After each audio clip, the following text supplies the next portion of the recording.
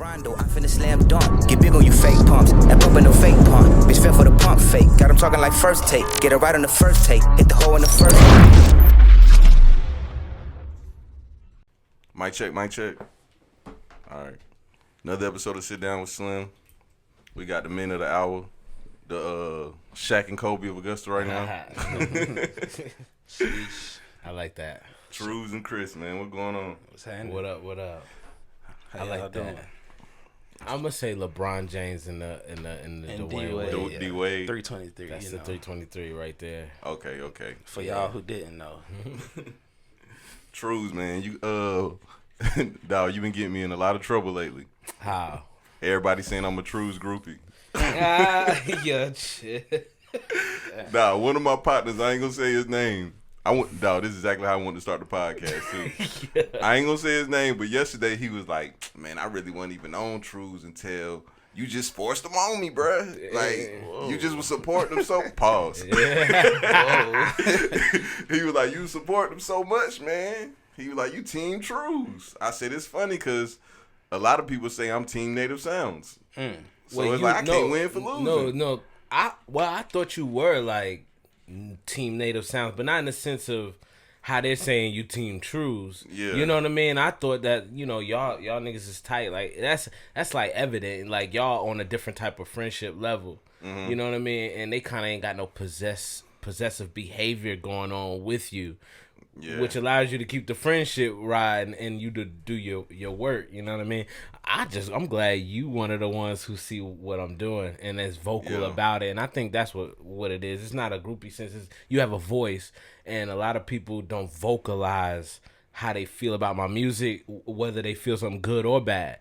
You know what I mean? Because of that, the first person that does it loudly, like I told you, I had put on the internet, I was like, Slim got like some of the best content along with Maine, and because of that, when people see your voice now you have a voice, and now it's going to be taken a certain kind of way from one side of the people and then the other side. But I'm cool. I like it because you say everything that I like, and this is not from me to you. I don't tell you what to say or nothing. It's like everything you say, I'm like, I'm glad he said that. I'm glad you said, Truez remind me of Cuddy a little bit on these records. I said I'm glad because he's one of my favorite artists, and that's something I would like people to know, and I can't just go around telling everybody, hey, oh, by the way, I like Cuddy. You know what I mean? It's like you gotta hear it through the artistry. So you saying shit like that, man, educating people. So that's all it is. Nah, dog, comments is just funny because somebody else said, I think they was talking about how they gonna release their music, and they was like, yeah, well, we all don't have a sit downs with Slim like Truez does. I was like, dang, dog. Yo, that's hilarious. It's so funny that it's great. Like, I think I said that about something else that you said before. Like, it's funny to hear what niggas gotta say because I know niggas always gonna feel a certain kind of way. But in the future, like, people gonna be like, oh, this shit was necessary. Everything was necessary. You know what I mean? Yeah. But they don't see it now. Everybody caught up in the moment. But you know how my mind works. My mind ain't really necessarily in the moment. You know what I mean? It's like 5 years from now. Yeah. But like, I think that's cool because, it makes me feel like I'm back doing what I need to be doing for talk like that to happen. Like, bro, before we get started too, I gotta ask you something. What up? I was having a conversation with another person a couple days ago, and this person told me that you fell off. How you feel about that? Was it a rapper or was it not a rapper? That's a perfect question. It was a rapper. Okay. Okay. So, all right, it's a couple of ways that you can answer that. I would say yes and I would say no, right? And I think the definition of a fall off is different for everybody. Now, the thing about the journey of doing music or pursuing music, a lot of things happen on the journey, right? And a lot of rappers who say shit like that most likely haven't had that kind of journey and haven't even voyaged far enough to like speak on a lot of things, right? So that's understandable. So in my eyes, I did exactly what I needed to do. Yeah. You see what I mean? Like, you gotta call it a fall off because of how we view music. I gotta call it a come up in a certain aspect of my life where people couldn't see. You know what I mean?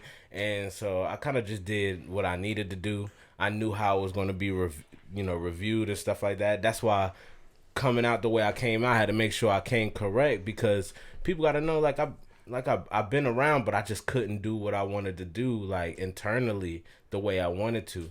So I had to take the pursuit out of music, which is that dying need to be famous, that dying need to have clout and want to be on and be a millionaire. Like, that, all of that is good. I'm not saying I don't want $1 million, but people that's their goals.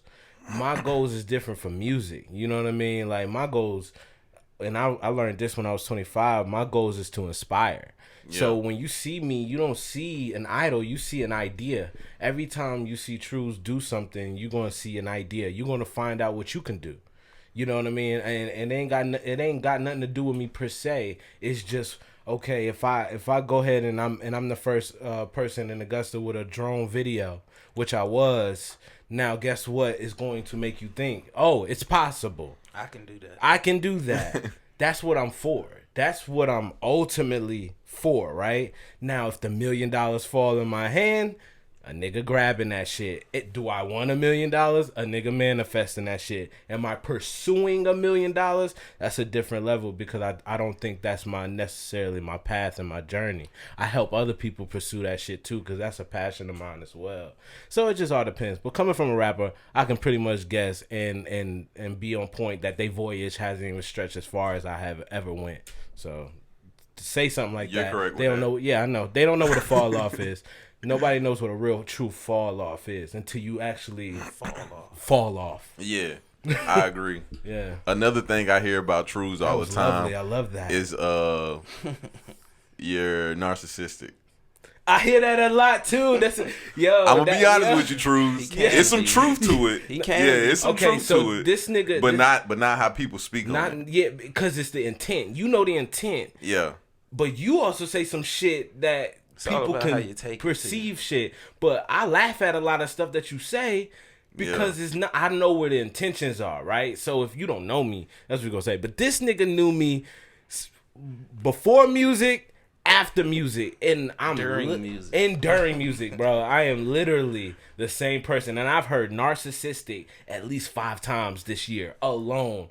And I'm like, damn, is it really like that? Nah, I think the way things get set up, because of how my name is, people know me before they know me. Mm-hmm. And they hear my name before they hear my name. And it's different. So when I do stuff, it's magnified differently. You know what I mean? So when I say stuff, it's magnified differently. You got people that can say whatever the fuck they want to say, and nobody cares about what they say. They just say that's him. I can't say anything. Like, I can't do nothing goofy. I can't say nothing serious. And I can't ruffle feathers, because it's going to be looked at a certain way coming from me. But I get that, and that's my I guess that's the perception from people to me. But nigga, yeah, do I have narcissistic ways? Yes. He can be very narcissistic. But am I open-minded? Fuck yeah. Like, I'm open-minded about everything. It could all be changed. Yeah. Like, if he says something that you feel is narcissistic, and you take it and just go with it versus questioning it. Yeah. Then you don't even know how he felt or what he meant by it. You know what I'm saying? You just, Truez said that. Oh, I'm gonna go over here, and then now everybody thinks Truez narcissistic versus questioning it. That's one thing I don't think. No, I think his like opinion can be swayed. Yeah. When it comes to someone being narcissistic, first off, I think that term is overused. But people view it as like this magical Achilles heel. Yeah. And it's like, that's not what that is. As a rapper, you kind of, you have to have that confidence. Yeah, you got to be confident. You have to. That's the biggest thing in music, for real. I think that's if you don't believe in nobody. I think that's what I display also too, Slim. You gotta understand, like, I do display a certain level of confidence, but even going back to, like, I have found some of my old music from like 2010, 2009, 2010. And I remember vividly in 2010, I'm on the internet complaining about the radio stations not playing local music and not looking at who's hot or whatever the case may be, which they still do not do to this day. And that's 2010. I'm on the internet saying these things. Now, at this time, I'm rubbing shoulders with this is Augusta, a legendary, hip hop here and music and stuff. But I'm rubbing shoulders with Mr. World Famous, who's shooting the Flacco We Buy Gold videos. I forgot about him. Yep. And then the beats from those videos sometimes came from Spielberg. You see what I'm saying? And I'm rubbing shoulders with all these people. TK and Cash, me and my homie Tony next up. This is what I'm doing in 2010. So I'm also complaining about niggas in Augusta not getting no shine. I'm the one saying that. You know what I mean? But like my homie Rashad told me, he said, Truez, he said, why don't you stop posting about it and do something about it? So when he told me that 2010, from like 2010 on, you've been seeing what you've been seeing, right? In a way. And I kept my mouth shut a lot. But when I open my mouth and do what I've been doing my whole entire life and saying how I feel, it's just looked at differently because of who I am now. Like, you know what I mean? Like, at least for the people, the intermediate people looking at me that know who I am, they see me differently now. And I can't say everything that I want to say. I can't, like, when I did Raw and Underprivileged, I lost white friends. Like, you know what I mean? Like, rappers don't know what that's like to lose fans because you did.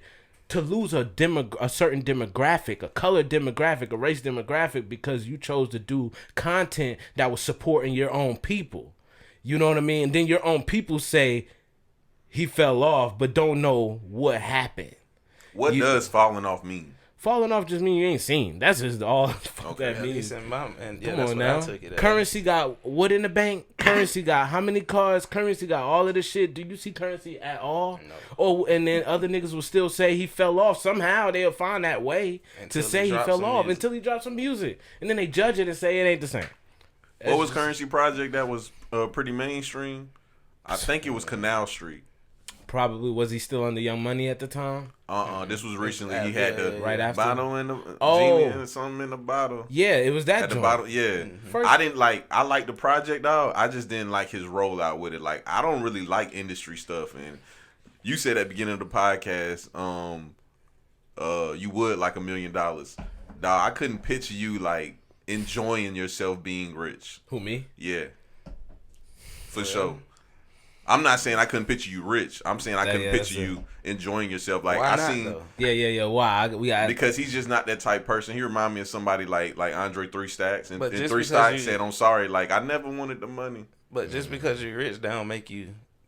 Money. I'm not saying money don't change people. Yeah. But it's up to you to make that change. You know what I'm saying? Mm-hmm. You can't. Money just don't change you magically. You gotta want to be able to do certain stuff. That change already got to be in you.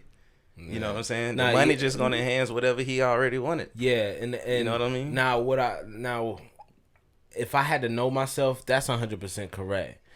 Because once you get the money, I mean, it's just gonna enhance like that part of you that's already there. And I will say with myself, will I have enjoyed things on this level after that? Hell yeah. You know what I mean? Like I think that's what the thing would be for me, is to like be rich and be thinking about these times. Mm-hmm. That's me. It wouldn't be I hate being rich. It would be like, man, I'm rich, but damn, man, yo, that was crazy when we did this. That's and that would kind of now let me say something. I will say this. You asked me this. I'm gonna tell you. You asked me this in 2010. You was like, we was sitting outside of McDonald's. We used to sit outside of McDonald's and shit like to about 6 in the morning. It was like a thing that we did on the West Side. But like he was like, what kind of this when Illuminati was big and all of that shit. And I remember I hated that time. BJ, me too. BJ asked me would I join the Illuminati that night, and then you asked me how big did I want to be. Mm-hmm. You know what I mean? And I was like, I ain't trying to be the next anything. Mm-hmm. You know what I mean? But I would like to make a living off of what I do. But that still stands to this day. I would like to make a living off of what I do. If that means 1 million, 2 million, 500,000, gravy is better than fucking working at Plant Vogel or T-Mobile or something like that. Like, I'm not gonna shit on a lifestyle built by, you know what I mean? Hard work. Yeah, hard work that I put in for at some point going on like over 11, 12 years, hardcore. You know what I mean? So it's all gravy, bro. But what I meant, excuse me, but what I meant about it is like, I think I said this on the podcast before.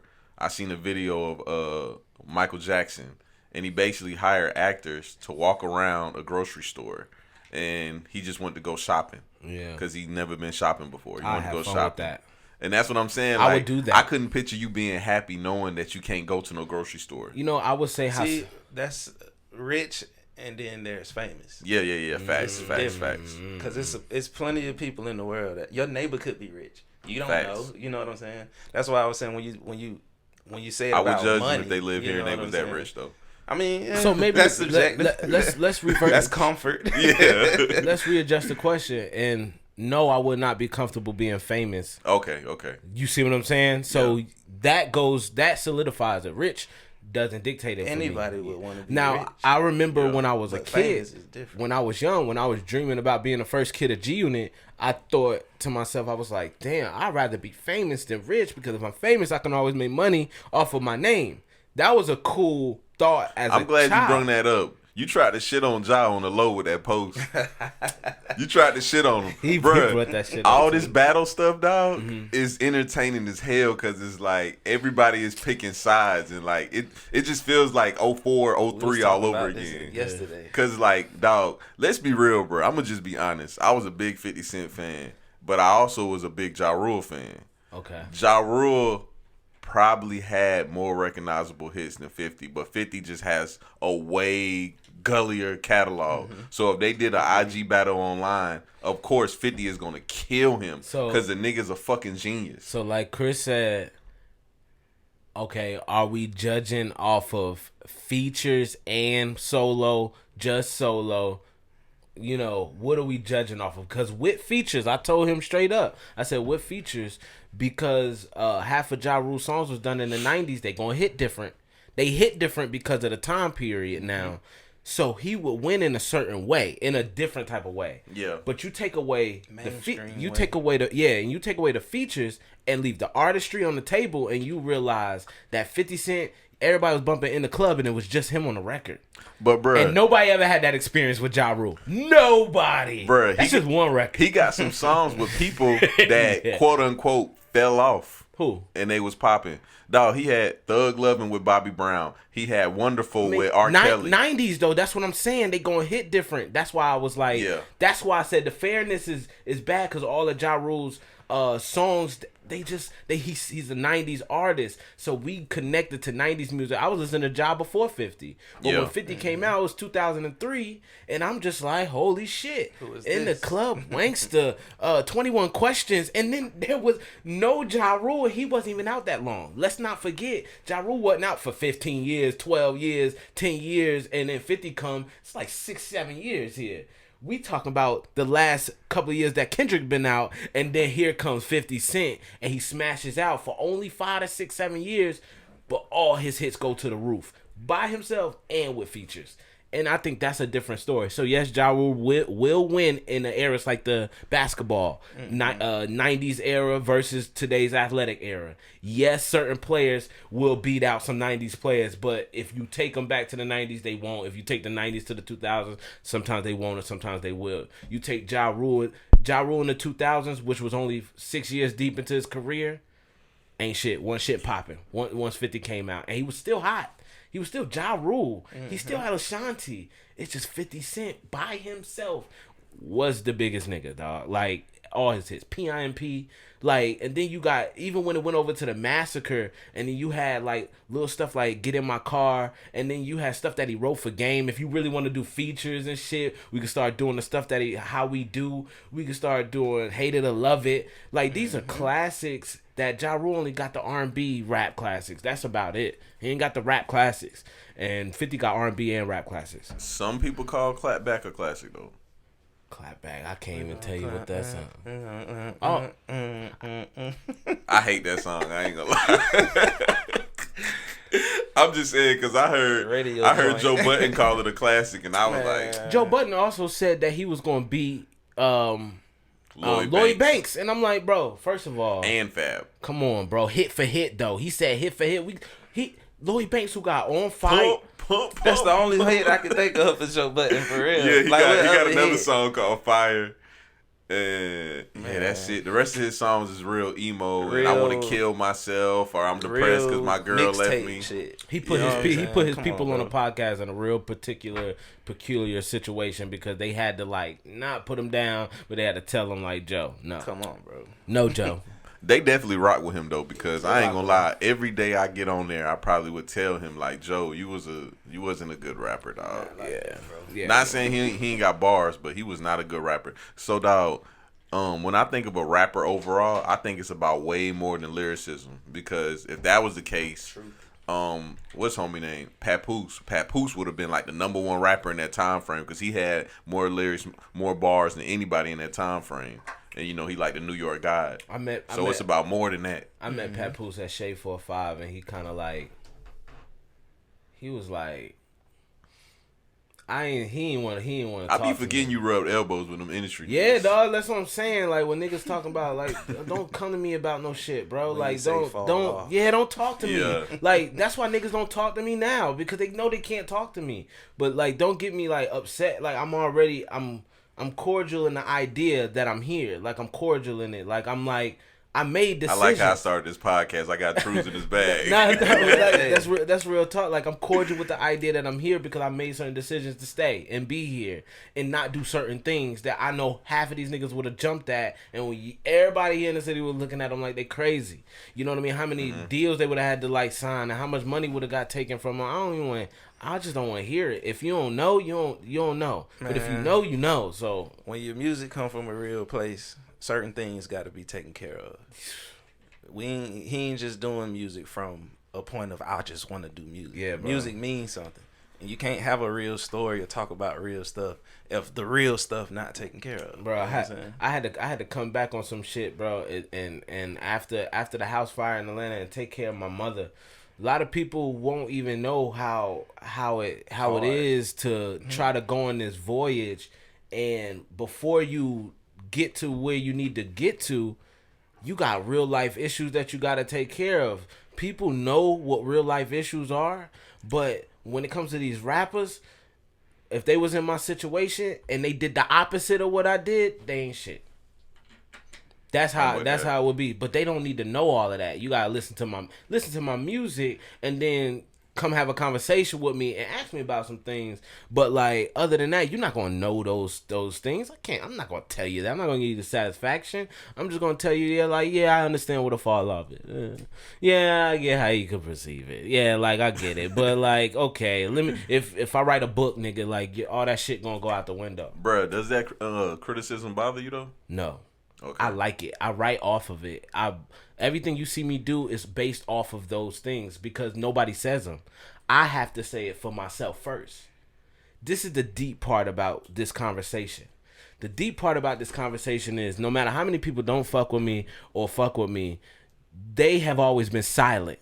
The ones who fuck with me and fuck with me. Now, you got people who speak out. And then you got people who do what you do, right? And then you get people who call you what they called you for doing it, right? But that's to you. They're not going to say it to me. You know what I mean? So it doesn't bother me because in order to get to where I went to and where I am and how I am and to be revered as how I am, you have to create that narrative for yourself. You have to know, you have to say you fell off before another nigga would.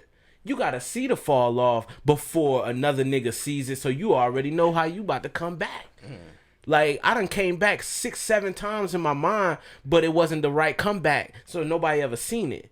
But then you see Flight 323 and be like, God damn. And I'm coming back correct. Got my best friend right here, bro. Like, nigga wasn't doing music in 2009. He was at my original my Art 91 release party in 2013, which P Nice was there. All these niggas, and P Nice came out of retirement the next day because he seen what was about to pop off. But I got P Nice is an interesting individual. Very interesting. We're all interesting individuals. Is different. P Nice make calculated moves on social media, and I just be watching like, I see what's going on. And here. You know what's funny? You know what's funny about him? I got a chance to watch it all. And a lot of these niggas that talk shit and think they know about music, they don't know the history. And I watched all of this shit. You know what I mean? Like, I watched The Sauce. with Master of the City and Mikael Martin, aka Abstract Mac, getting together and Money, who changed his name from D Money, who had the Wheelchair Shawty song back in 2009, 10 or 11 or one of the two. I watched TK and Cash before they had their deal. We in class together. I watched the shit. So I watched the shit, participated in the shit. I am the shit. You see what I'm saying? So it's like I got a different viewpoint, and I don't step out of line on any other local artist. I try to be different about it because I know how it is. Ain't nobody have an OG like Tony for me. You know what I mean? Ain't nobody got a best friend that when you thinking about your career, like, man, I don't know, bro, because this industry is some bullshit. And then your best friend comes out with a skill that you ain't think that he was going to do because he's doing other shit. And then he comes out with the skill, and then now you got this different breath, and you realize it's not about $1 million. It's about the love for the shit. Mm-hmm. Like, niggas who hoop don't hoop for the money. You ain't hooping for the money in college, in high school. You got to hoop for to be the best.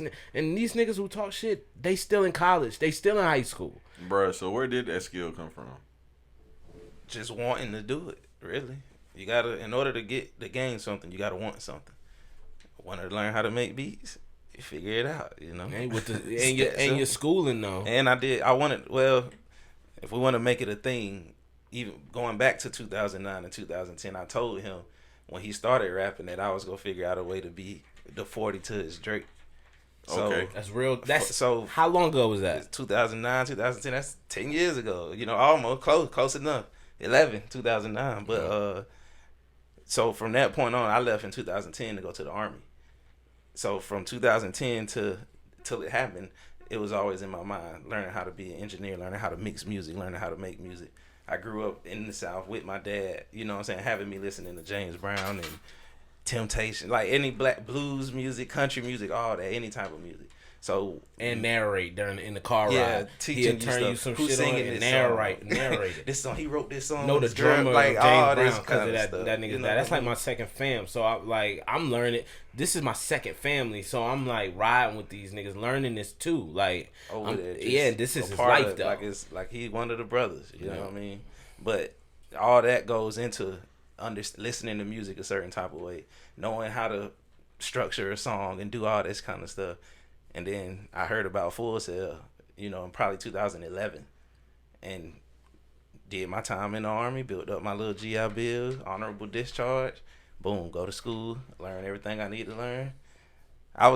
Truth be told, I was sending bruh beats way before all this happened. Probably. Yeah, I was gonna ask you, like, when was the time you let him know you was making beats? 16. I let him know. Was you nervous about telling him? Yeah. Well, I wasn't nervous about telling him because we already knew that I wanted to do at least the engineering and mixing and all that stuff. Mm-hmm. You know what I'm saying? But when I first sent him a beat, I was still in the military when I first sent him a beat. But it was like, yo, I'm learning. You know what I'm saying?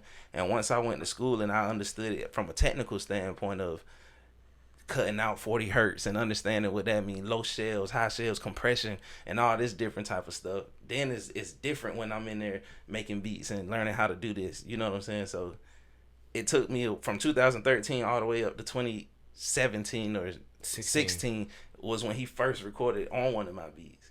So that's in between 2013 and 16, that's 3 years of me still being in the military, trying to figure it out on my own versus going to school in 2016. And that's the first time he ever used one of the beats. The intro to Flight 323. He was on the court. This one he was in, and he was still in school in 2009. Mm-hmm. He graduated 2010. I was out in 2009. So it was like he was on the court. I was in the booth. He was in the jungle, meaning in the military. Mm-hmm. I was in the jungle too. He was getting tatted. I was carving my name. So when we both linked, we can kill the whole game.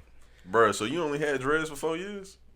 2016, December 2016 is when I started growing my hair. Yeah. I just predicted that because I was like, you got out of the military in 16. Your dreads long as hell. Like, yeah. How that work? I got out of the military in 2015. I cut all my hair off in February 2016. Cut it off, like got an even haircut all the way around. Grew it out from February to December of 2016. Then that's when I got dreads. That nigga was like this. He was calling me up like, yeah, man, now that I'm out, man, I'm thinking about smoking weed. I'm like, You smoke now? Oh, I smoke hella weed. Hey, yo. Hella weed. At the time, like, I was chiefing like a motherfucker too. I was like, that should be straight, you know. And he like, Truez be on that CBD oil too. I don't know. Man, I used to I like hit so many switches. when I used to come home and stuff, I used to smoke a little bit, but I'm in the military, so I can't go crazy. You know, the first beat once he heard the first beat that he could make a song out of, Work for me. Yeah, and I used Work for Me for a class project. I had to mix a song for my class project, and I had that song that we did. I had to make this little beat and stuff, and my beats at that point is still to me not what they are now, and he did it. Killed it. Like, it's a crazy song. We should, I don't know, we gotta let people hear it sometime. One day, however. Definitely but, gotta do something. You know, mixed it up. Teacher loved it, everybody loved it, you know what I'm saying? But at that point, that's what gave me that, all right. That opened he the can possibilities. he can make music to my style of beats, you know what I'm saying? Yeah. So that opened the possibilities for me. Like, because where I'm at that time, I'm trying to keep my crew together because of the devastating shit that has went on. And I'm trying to do that, and I'm just battling with a lot of personal shit, and then this nigga's doing this, like, you know, but it's not in my point of view at this time. It's just kind of there, and I'm like, oh shit, that's dope. Then Work for Me come across, I'm like, because we was like some island drums, like, and then it was like cool. Laced that, I was like, oh shit, the possibilities of actually doing this. And that is funny because that thought process lasted 16, 17, 18, all the way to like late 18, early 19. there was little sprinkles of stuff in there, like the first Trumatic. Oh yeah, no, the Trumatic 2. Well, yeah, Trumatic 2 with the He actually started Trumatic 1. Yeah. The first one in 2016, he came to the studio and was like, I had rapped over a few Kanye beats, and he was like, he said, you should do the You Mad beat with Vic Mensa. And I said, all right. This nigga went in there to play 2K with Cool, and in like 15 minutes I had the joint down. And I was like, well, shit. Might as well do a project. I kept going. Wayne style. I did Trumatic, and then so Trumatic 2, boom. He sent me this beat. It's called Old Trues. And then we do Old Trues, and then I'm just like, okay, that's even dope. Trumatic 3 come along, did Legend 24 for Kobe. But in that process, Trumatic 3 was a thought process that lasted for 1 week. The thought process lasted for 1 week. The writing lasted for 1 week, and the recording lasted for 1.5 sessions. And so in like a week and a half, 2 week time frame, I just squeezed Trumatic 3. But prior to that, a whole year, Flight 323 is being made. So while I'm quiet, while I release that 7-day cleanse that you like, I'm got Flight 323 in production. Then we're on FaceTime every day almost. I'm playing the game. He making the beat. Got the headphones in.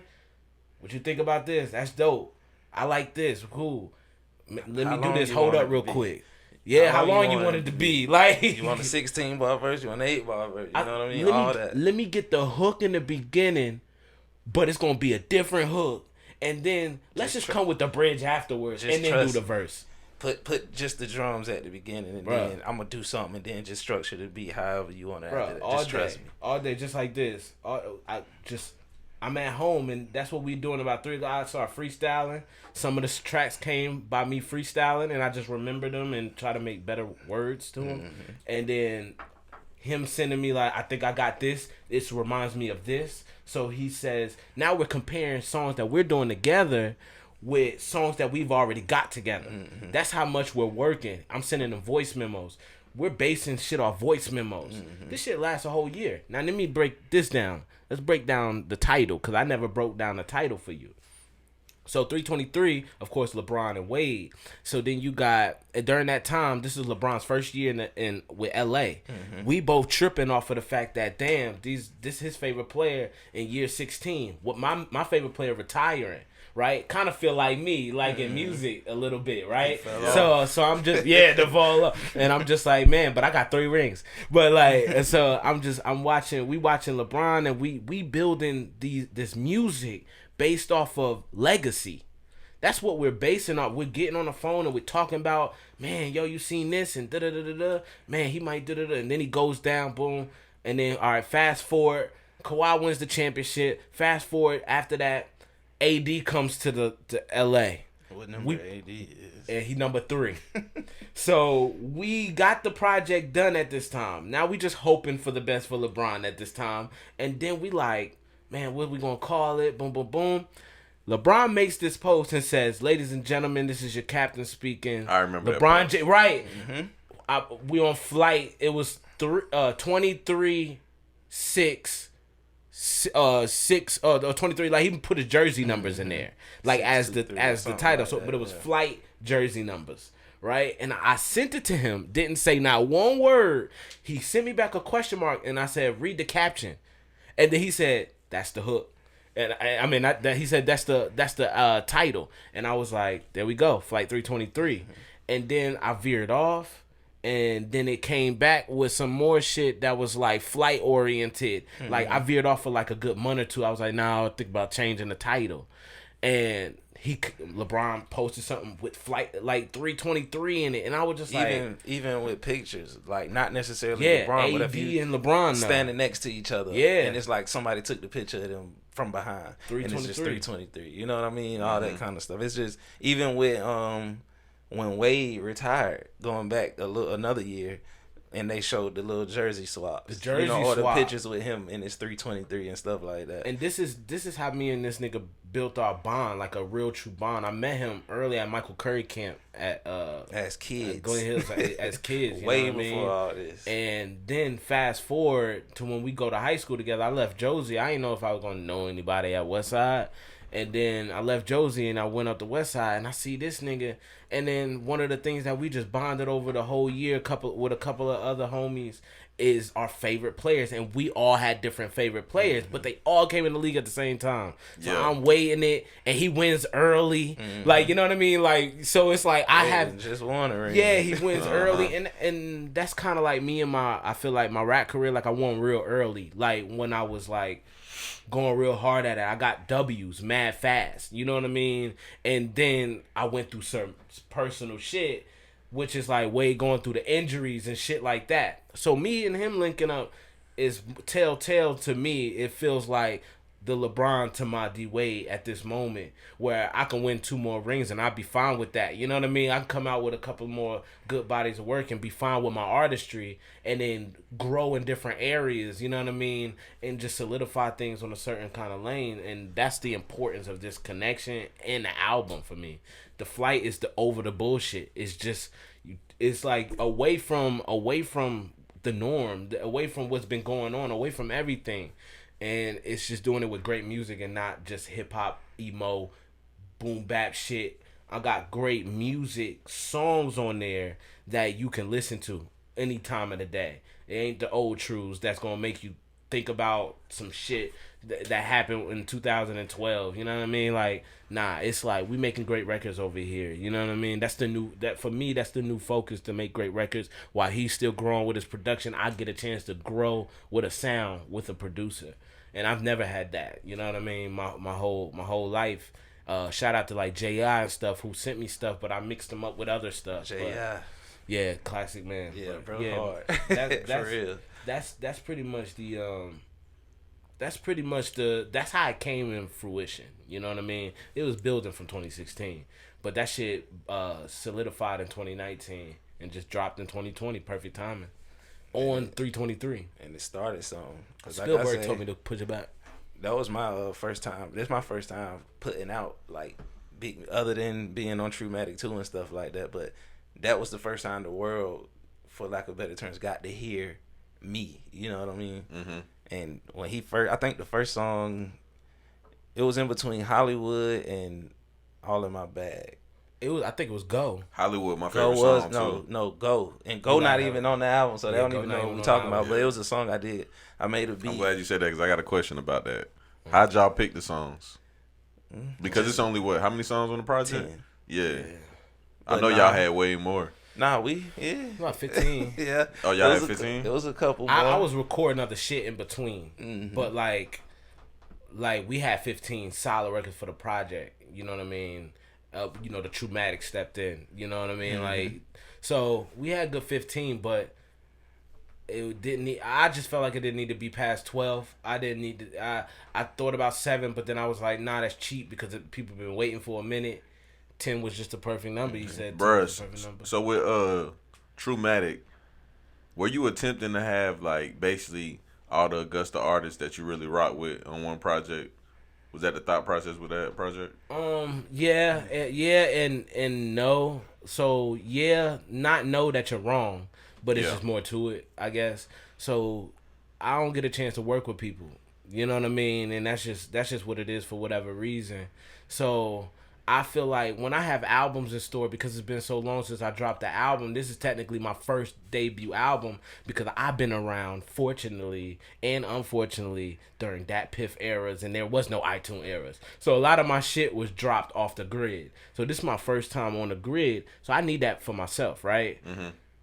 But I'm fucking with Quay. Like I told you, like I go out the studio and I see this nigga is all love and we gotta have a good time. You know what I mean? We can share, laugh, drink. You know what I mean? I see Charles do his thing, like with his daughter and stuff like that. It's things that I like about people that ain't got shit to do with music sometimes. And then that makes the music better.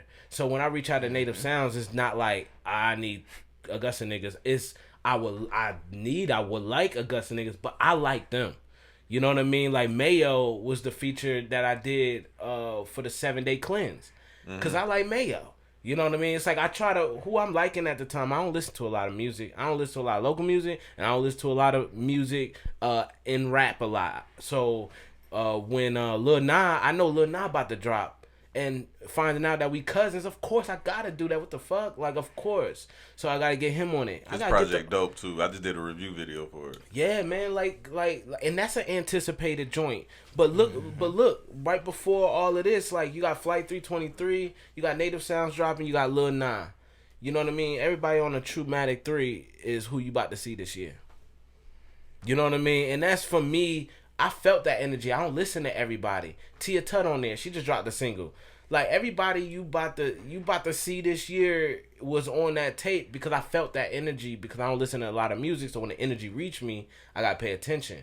R&B JD and JD learning how to make beats now and recording to his own. So he's trying to get off the ground and do something. So it's like it's just having that vision also. You know what I mean? Like I ain't get my other favorite rapper like a J1's or something like that because like if I felt that energy from J1's, it's the phone call right away. But I just felt the energy for Native and I felt the energy from Nine and Tia, like, you know what I mean? So that's what it come down to. So yes and no. You know what I mean?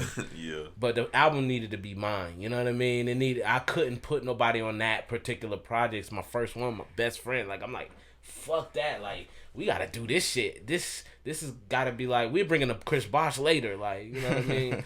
But like later.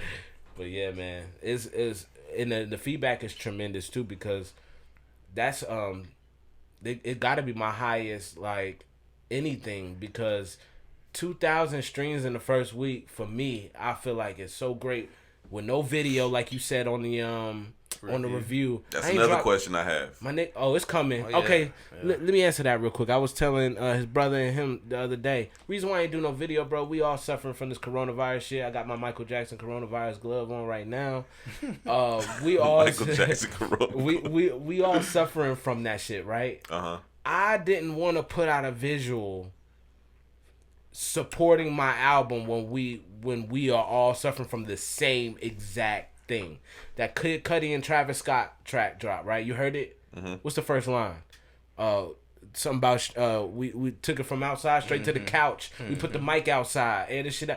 They gotta rap like that, or else it don't feel right if you rapping about cars and we can't even go nowhere. Get in the car. None of us. You in the club spending money doing all this, or we sitting. Yeah. So I got the benefit of dropping right before that quarantine shit really hit.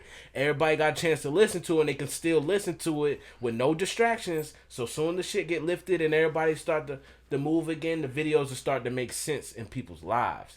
So that's why you ain't see a video. But I'm enjoying the streams because I ain't never been no streaming artist. I ain't never been no single streaming nigga. I ain't never released a single. If niggas really know, like, I'm on don't count, GOAT don't count. I'm not counting those because there was no plan. They were just putting songs out.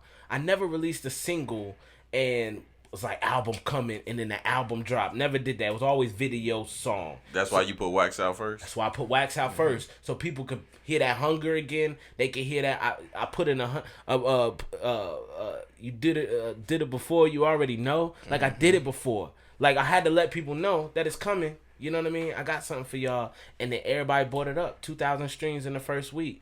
I couldn't ask for nothing even remotely close more to that. So when I drop the videos, I can get another 2,000 streams. Next thing you know, I'll be at about 10,000 streams if I do this correctly moving forward. You know what I mean? So it's actually brilliant. It's working out in my advantage, and I'm letting everybody like do they thing with their live videos and all of that stuff like that. I don't think that's what anybody want to see from me at this particular time. I do want to do a freestyle video where niggas could hear the raw bars with no beat and shit like that. But other than that, you know, certain people in certain spaces. I'm still in flight 323, so I'm quiet. So as soon as the shit get lifted, it's gonna be it's like it never left. And then I'm gonna have the other album ready to go. So it's nothing, bro. This, like you said under that post, bro. This year, 2020, is the year of vision for me, and this year has been in the works since 2016. So it's different for me. You know what I mean? People about to see me in a different light. They about to get mad at you for saying whatever you saying.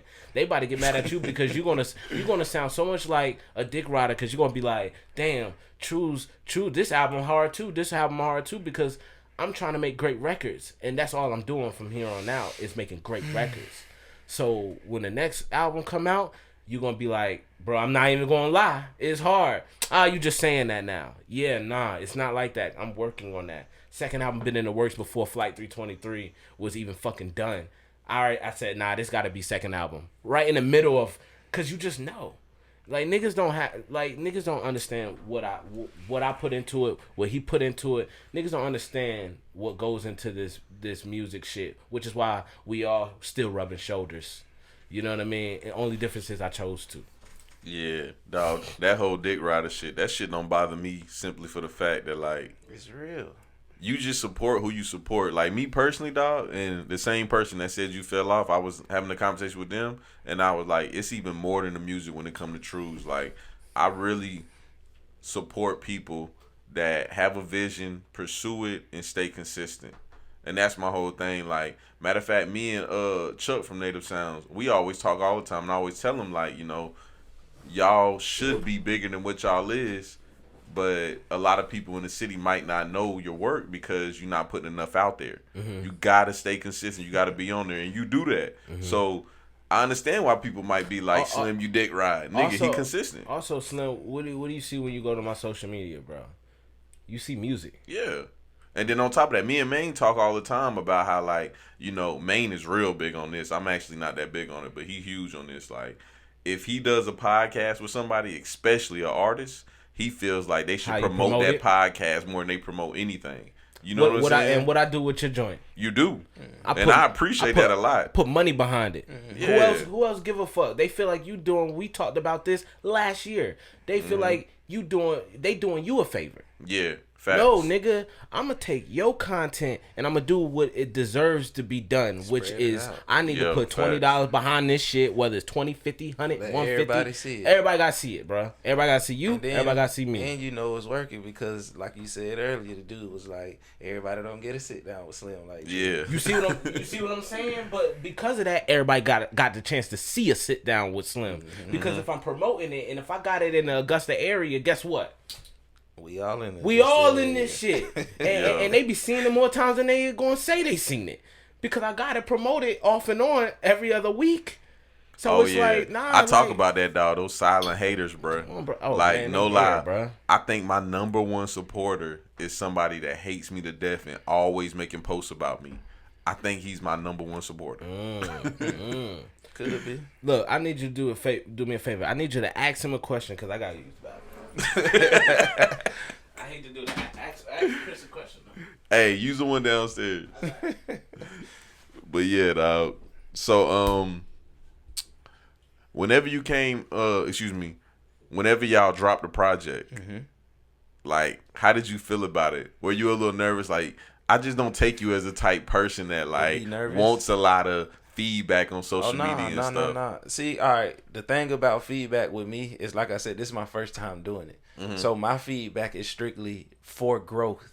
So, for example, I'm just use you. If you don't like it, I would like to hear that, so I could go back and try to figure out what do niggas like. You feel me? Yeah. But I really don't care. Like, I don't care about people's feedback because we not doing it for that. You know what I'm saying? If he like it and he can go in there and make a song to it and rap fast, rap slow, change the flow, sing and do all that, and we making music, that's what it's about. He the artist. You know what I'm saying? So I'm more like a tool for him.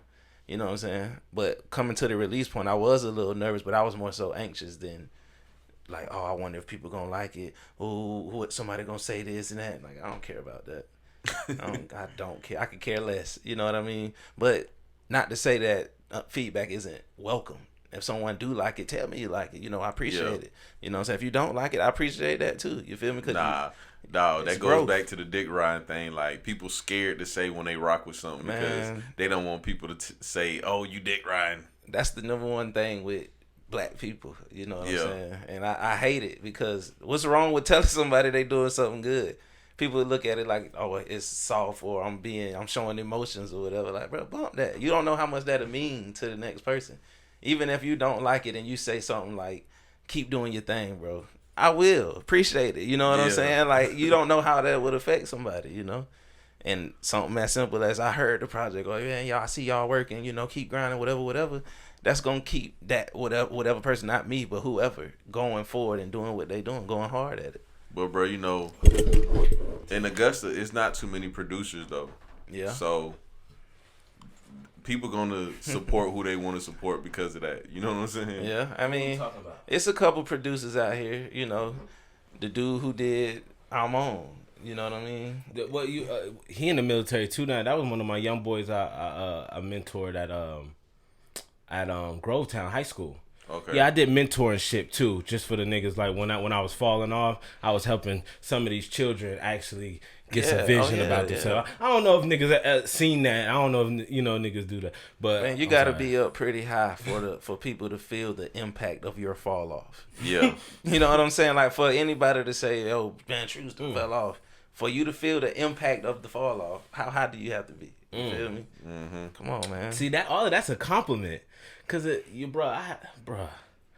a nigga that just when we was younger, like, I never talked about like this kind of shit. Yeah. It was just about being the best rapper, dog. Like, I just wanted skill to be I just wanted to be bars, punchline, Prince. Bruh. You feel me? I wanted niggas to say he the best rapper in the city or in the world or in the southern region, and then all of this just starts, and I'm like, oh, this is what it kind of looks like when you're doing that. And then this is just a whole different story, bro. But like, it's all a compliment to me, bro. It means I have a career. I have your attention too. Yeah, I have your attention, and I have a career, bro. Like, people know me for something. Like I said, you go to my social media, you go to some of these niggas' social media, it's all music and goofy shit and all my creative ideas on my social media. It's not when I'm eating. It's not like, that's all on the story that's going in the next 24 hours. But it's not like complaining about some shit like, man, we shouldn't even be on that. We producers in the city.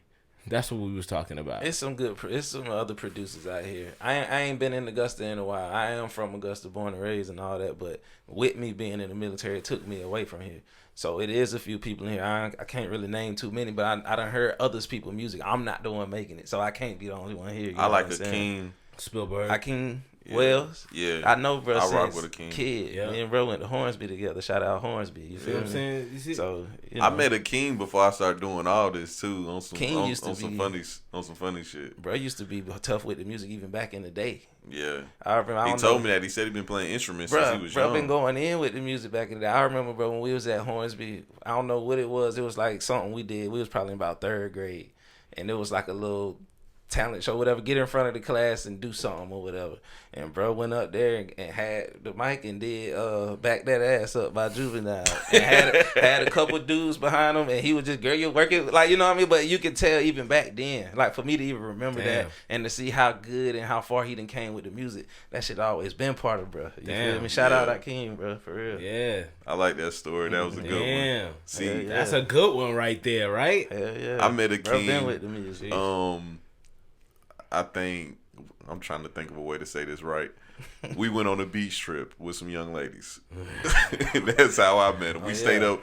The first time I met him, we stayed up all night drinking till like 5 a.m, dog, and just talking about shit. And I was like, "Oh, homie, cool, dog." Yeah. Facts. He gave me my first template when we had our own studio back in the day. Like, he came over and dropped the templates off for me to record on. So all the songs that I recorded on from like 2014 to like 2016 was like his templates. Yeah. Yeah. See, that's dope. Up, yeah. See, dog, the thing I liked about his production too is it's just so clean, bro. It's clean as hell. He's clean, and you could tell he mean it. Like, he's the closest thing to the perfect producer here in Augusta.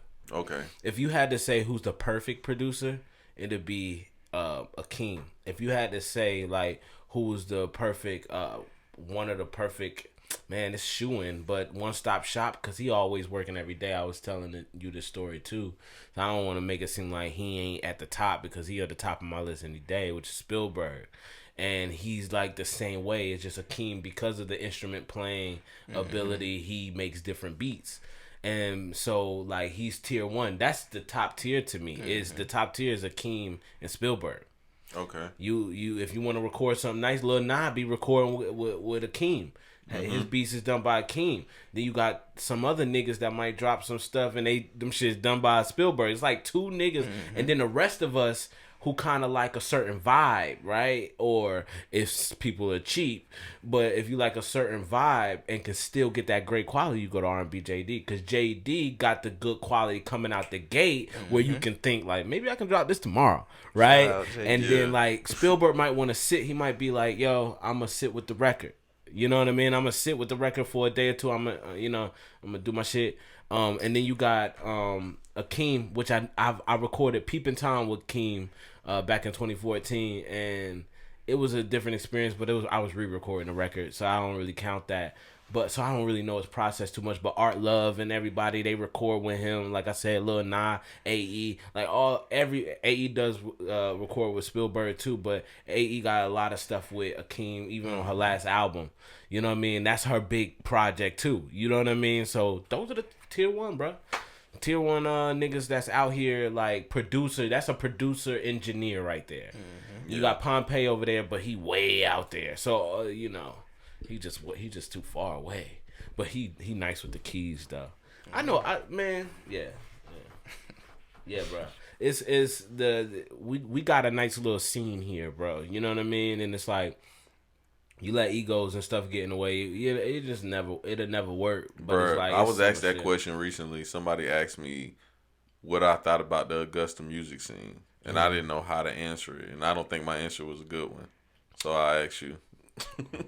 Can I tell you the honest question? I want to know the honest truth. What do you think about the Augusta music scene right now, today? And people might disagree with this, but this is my personal opinion, right? In 2015, and I tell this to AE a lot too, like 2015 was our time to blow. 2015, 14, 15, into 14, 15, early 16. Not so much 16. But like, that was our time to blow. At that time, it was so fresh. Like, you had what I had just did, like musically for hip hop, right? You had what P Nice was doing on more of a mainstream level, right?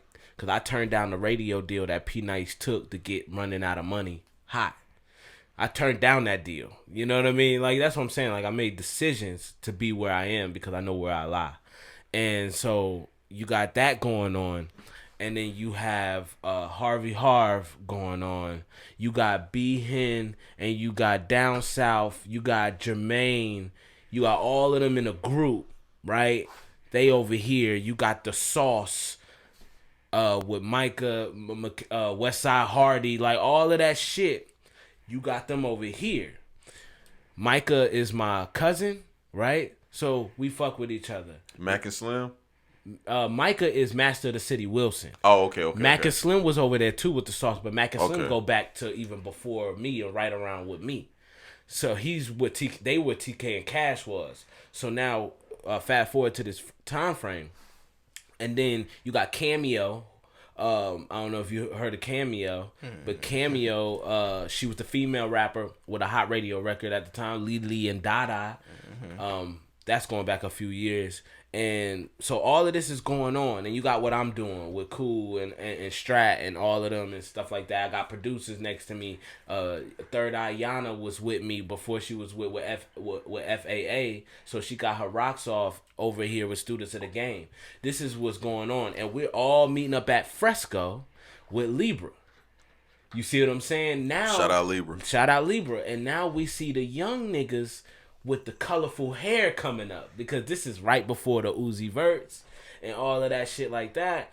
And so now we see those young niggas hopping out of high school, the 16, 17-year-olds down there at Fresco, mingling with the 20-something-year-olds that we like, oh, okay, oh, this what the industry looks like, right? But this what Augusta industry is this. But the real industry looks like these young niggas. Mm-hmm. And so we all mingling, bro. We doing different events. We doing all of that shit. We in Savannah. All Augusta people in Savannah doing shows. We all in Atlanta. Gas Guy Mayo up there with Hennessy from Atlanta. I believe him was there. I could be down south. I think was there. And like I brought everybody. That was my show. I did. I brought everybody to Atlanta. This is all 15. AE singing and doing her thing, and then for other reasons, for a lot of other connecting reasons, all those people that I named, we are all isolated. If you notice, so I'm not gonna break down those details in my opinion with what I feel like those details really are, but I feel like that was our most important time period. Like I felt like we was supposed to, we didn't know what God was giving us at the time, and we were supposed to handle that shit differently, and we all mingling, and then we all separated, and then now you got the new wave of artists, whether they niggas that is very consistent but just started right after that. You know what I mean? And then that's who you see. Like, before Jerome was with Native Sounds, he in New York with me. I didn't know that. Exactly. You see what I'm saying? But that's something that you should know. You know what I mean? Because Jerome's in there making beats for me. And I'm like, cool. Like, this around Raw and Underprivileged, Traumatic one time. And I'm like, all right, bet. Well, I know exactly what to do with Rome. Forte. You know what I mean? And it's like, we all was bubbling. Me and Harvey had songs in the cut. We had this song called Shaking and Baking that had everybody going crazy. We didn't even release it yet. We were just performing it. And we was like, shit, I was about to bring GT Films down here so we could shoot a video to that shit. Right? So it's like, we were supposed to handle that differently. Now, it's like, we patching that shit up. And then now you got more of the trap element is real popular right now. And back then, the trap element wasn't as popular as it is now. Yeah, Rico, too. Gutter Child, he did that song with Black Youngster back then. Like, it was a lot. Gutter Child was on at that time, because of that Black Youngster feature, in my personal opinion, he was on that level with P-Nice. Because P-Nice was pushing a single, and it was getting a lot of attraction because of the promotion behind it. But then Gutter Child kind of leaps on that level with the feature right when we're listening to Black Youngster. And he shot a video in Barton Village. Mm-hmm. With Black Youngster. So these years are the critical years of Augusta hip hop, and nobody knows it, but it's no you. You see what I'm saying? There's no you. Spielberg is in jail. Like, it's so different, bro. Like, a lot of niggas don't see it how I see it. Like, I seen the apocalypse.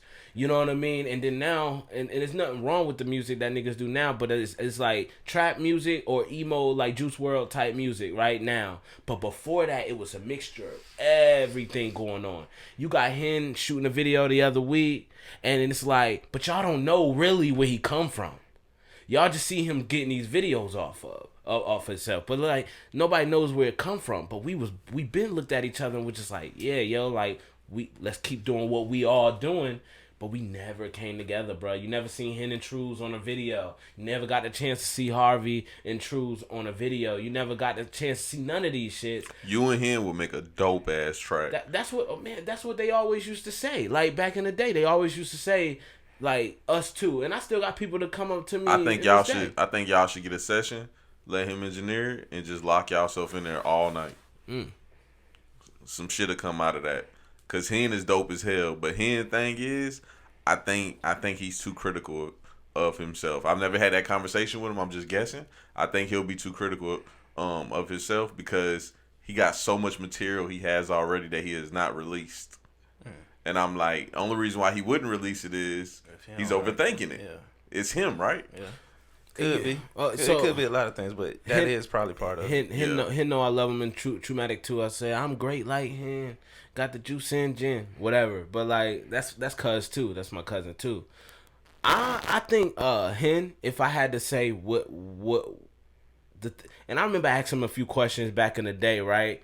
First of all, he a mad chill ass nigga, right? Yeah, super chill. But because of how far back he really goes too, I think PTSD can fuck somebody up too. And what I mean by that is, if you paying attention to the scene like I'm paying attention to, and you see it too, I feel like it's a letdown. And I feel like he ain't in no rush.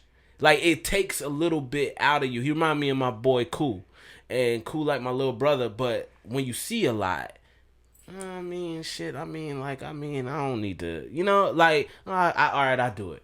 It just ain't there the way it should be. But I bet you if something came along and like and touched the soul differently, you'll see a different Hen. But like, everybody is who they are right now when we seen too much.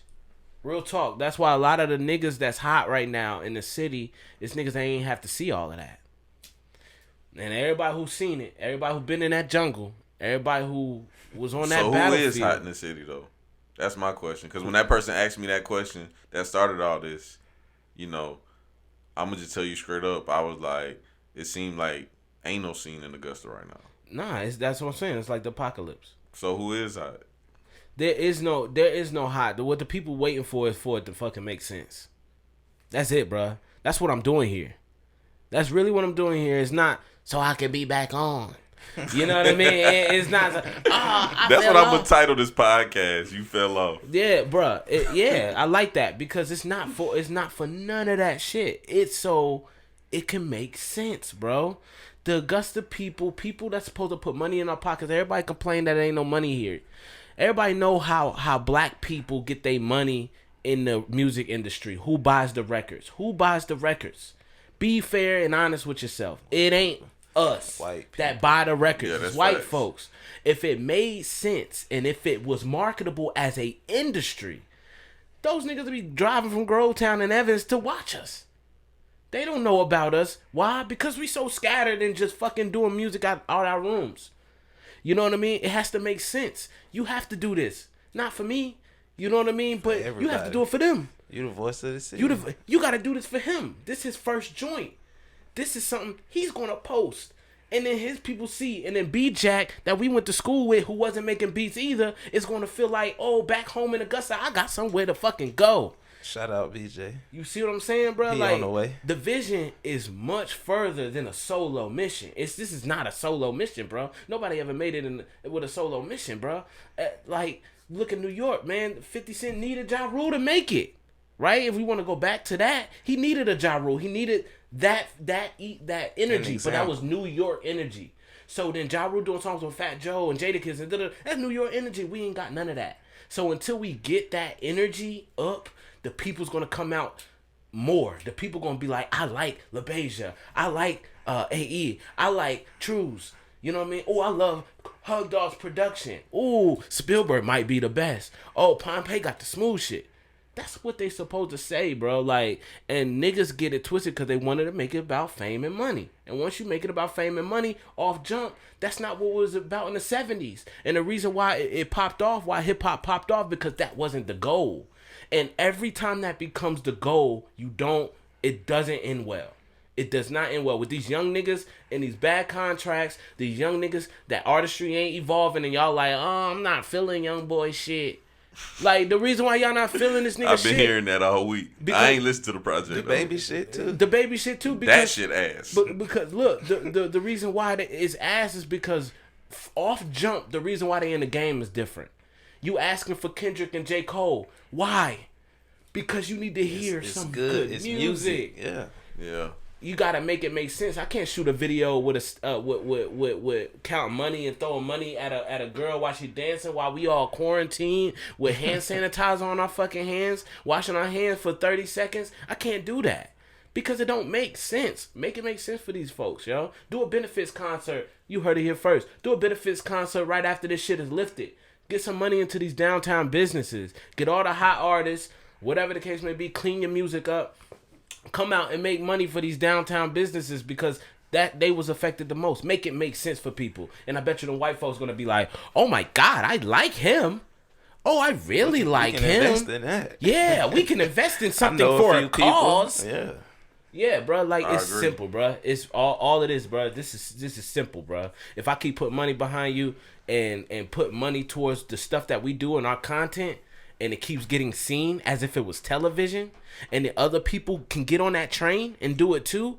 This whole city, when they open their phones, they got Augusta at their fingertips. Mm-hmm. Until then, bro, we gonna be some scattered ass niggas looking like The Walking Dead with our own groups over here and our own groups over there, and struggling and killing each other over imports and exports. That's all that shit's gonna be, bro. So, you know, and then everybody else in 5-7 more years, when we all in the same position, then they gotta come holler at me about a fall off. Case in point. Mm-hmm. That's when they come holler at me. Because until you see what I see, it ain't no fall off. Because I don't have to fall off. If you do your job, I ain't gotta fall off. You know what I mean? If Nicola shooting these fire ass covers like that, the way he doing, you know what I mean? Like that kind of shit. If he doing what he's supposed to, I ain't gonna fall off. Yeah, let's speak about that because I'm glad you said that because I almost forgot that. Yeah, go ahead, bro. Bathroom breaks. How did y'all come up with that cover? That cover is super dope. Who even came up with the bad thing? That was me. So going back to my conversation about elevating music. I needed a new outlet, and one of my outlets, I can't look at what other people are doing, right? I gotta look at the best. You know how that is, right? Mm-hmm. I looked at Michael, and I was just like, man, this Flight 323 is my Michael Jackson Bad album. This is the first time you seeing Truez. Remember when niggas saw Michael Jackson, we wasn't really popping like out the womb at that time, but when niggas seen that, Michael was white for the first time. You know what I mean? Like, he came out and was like, you know, I'm bad. He was white. And I'm pretty sure niggas was like, what the fuck just happened? Right? And you go from that album, it's all hits on that album. The Way You Make Me Feel, Speed Demon, Dirty Diana, Leave Me Alone, Man in the Mirror. Like, all of these are on that album. That's literally his best album, and a lot of people don't know that. Thriller sold more, but Bad was the best album. So I was like, I seen this Tom Cruise photo for Top Gun, and I seen this jacket that he had on, and I just was like, man, it'd be cool if I had a jacket like that so I can do some cool shit. And then Spielberg told me to push back the project. He said you should wait until the springtime or whatever. So I waited till the springtime, and then this nigga, he's not really a nigga, so white dude, but his granddad had a old Air Force jacket that was the exact jacket from Top Gun. So by the time I hit Jarrell up, I'm always in contact with Jarrell telling him my ideas. So Nicola Stevens, and so I hit him up and I was like, yo, I'm ready to shoot or whatever. So then when we shot, I just kept thinking about the Bad pose, like how he posed on the Bad. I had the white background behind me, and I was like, and Jay kept saying it looked dope in black and white. So I was like, shit, I gotta hit this Michael pose. So I did my version of the mic pull. I had the rings popping, held the jacket so you could just see the rings a little bit. Put the arm in a peculiar situation on my hip, and then the rest is magic. And then now it's just like it's epic. And now you gotta go through with it. So now the theme of it, you just gotta go through with it. It's great. It's a great project for me. So it deserves a great treatment. And one of the greatest treatments of all time, I feel like underratedly, is the Bad album. Bruh, so how important do you think it is for an artist to package their project how you did? So basically, like, go about getting a photo shoot done, go about paying for cover arts, and go about having a decent rollout. How important do you think that is? It's very important because people only gonna take it as serious as you take it. If you just take a picture, they gonna look at it like, oh, it's just a picture, you know. But if you go hard and dang, he put some thought into this, let me see what he talking about real quick. Yeah, you know, the packaging matters at that point. DJ K Slay told me one time, he was like, Truez, like, I like what you're doing and shit like that, but you don't, you know, you gotta stop releasing these projects with these artworks with you're not on the cover. You know what I mean? And I was just kind of like, damn, but these artworks dope. Like, you seen the raw and underprivileged artwork, like that shit was done in Paris, dog. Like, what are you talking about? And really, it's a lesson you have to learn and on your voyage and your journey that niggas need to see you in tip top shape, bro. And that's all it comes down to. Niggas and need I to didn't see you. Yeah, period. They need to see you. And I didn't know that until I had to really until I really met Nicola. When I met Nicola, that's when I realized how important it really was. Because the first time I talked to him and I seen what he was doing for the females, you know what I mean? And some females want him to shoot them, and they don't got nothing going on. They just want some nice photos, right? But then you see them and they look like someone, right? Mm-hmm. Okay, now take that for someone who's a someone who just need that treatment. You know what I mean? So I needed that treatment. I needed that treatment that he would give this girl over here because of everything that she got behind it and how whatever he does with that lens and that edit. I needed that treatment for my brand. You know, niggas ain't never see me how they seeing me now. With working with him, the beats that we doing, and visually. And it's thanks to Nicola for opening that, okay, I really do have to do this. Because what I do before that, I did my own covers for 7 Day Cleanse. But you like the effort. You know what I mean? You like the idea of what I did, the idea. You know what I mean? And then I took that idea and I had to make it more professional. Upgrade. Yeah, I had to upgrade the idea, bro. Like, it was a dope idea. And at the time, me and Trey was in Orlando, so I was just counting them down, listening to them as they was going, and think about it. I'm on the beach. Yeah, so these songs is really hitting. Wow. Yeah. See that? So it's important, bro. You said what? I live in Orlando. Oh, okay. So, yeah, Orlando dope, dog. Yeah, I rock with Orlando. It's too much tourists out there for Disney, but that to the side. Yeah. Other than that, it's straight for sure. Bruh, but let's play a song from the album and then we gonna cause I gotta piss off, so I ain't gonna sit here and lie to you. I was wondering. I was like, this nigga drunk more than me. Yeah, bro. I've been trying to make sure the podcast is dope because I need a good one. Truez came with the energy. But we gonna play a song real quick, then we gonna get into the last topic we gotta hit on. Alright. So we gotta end the podcast talking about that just so we don't leave them on the cliffhanger. Yeah, okay. So where is it? Reacts. Yeah, when you say what women don't know about men, that's what you said. Yeah. We talked about this. Yeah, we talk about a lot of stuff, but I want to know, like, let's get a basis. Like, what's an example of this that? topic? Kind of deep, cause like, okay, I was having a conversation with somebody last night, and it probably was in main studio, cause I was in main studio all last night, and it's kind of like it's simple things like, matter of fact, I went hiking with Trey, and his sister was talking to me about women, and I told her, I was like, it's funny how women always think we want this, we want that. But at the end of the day, it's like, I really just want you to shut up while LeBron on. That was my answer to your question initially. One thing that women don't know that men, or whatever it was, men we really don't care. Yeah. Do what you do. Like, you know, on a realistic point of view. Like, I don't care how the house smell, or, you know what I mean? Yeah. There's like certain stuff. Like, just do it. Like, we don't care. It's funny you say that because, like, whenever women come over here to record, because I produce podcasts also, they be like, your house isn't dirty, you know, you just need a woman's touch, you need to do all this. And I'm like, my nigga, I'm in a creative space. Like, bro, I'm not, I don't care about none of that right now. Like, I know it's some dust in here. I don't care about that right now. But that's not the mood I'm in. I got one for you. I think this is one of the lines of something that we were talking about. But when you fucking, right? And Speaking of the mic, bro. When you fucking, you fuck the first time, right? And if you come too quick on the first time, the girl can get mad, right? Yeah, facts. But True. you, in your mind, you already know how dangerous you're gonna be on the second round, right? But she never would ever quite grasp during that first round when she was at her highest why it ended so quickly with you, but she don't know what she's in for in the next 3 hours. Like, you just gotta let me watch LeBron and eat a sandwich, and then it's gonna be fantastic, and I'm gonna go for like maybe 30, 45 minutes. You probably gonna push me off. You know those days when she be like, okay, all right, nigga, like, and then you like, damn, like, I ain't even get one off. It's really because you got one off early, and now you got the best version. It probably wasn't the hardest version, but you got the best version. You know what I mean? So that's something that they don't get neither. Yeah, like, that's the first time ain't gotta be for an hour. You know what I mean? I be trying, but it'd be like, that's real. This shit for the birds, yo. That's like, real it's talk. 7 o'clock. You know what I mean? Like, The first round be intense, too. it be everything's going on. I mean, in the first and I round. think the women don't understand their role in that. Like, the fact that you want it that bad makes me feel some type of way already.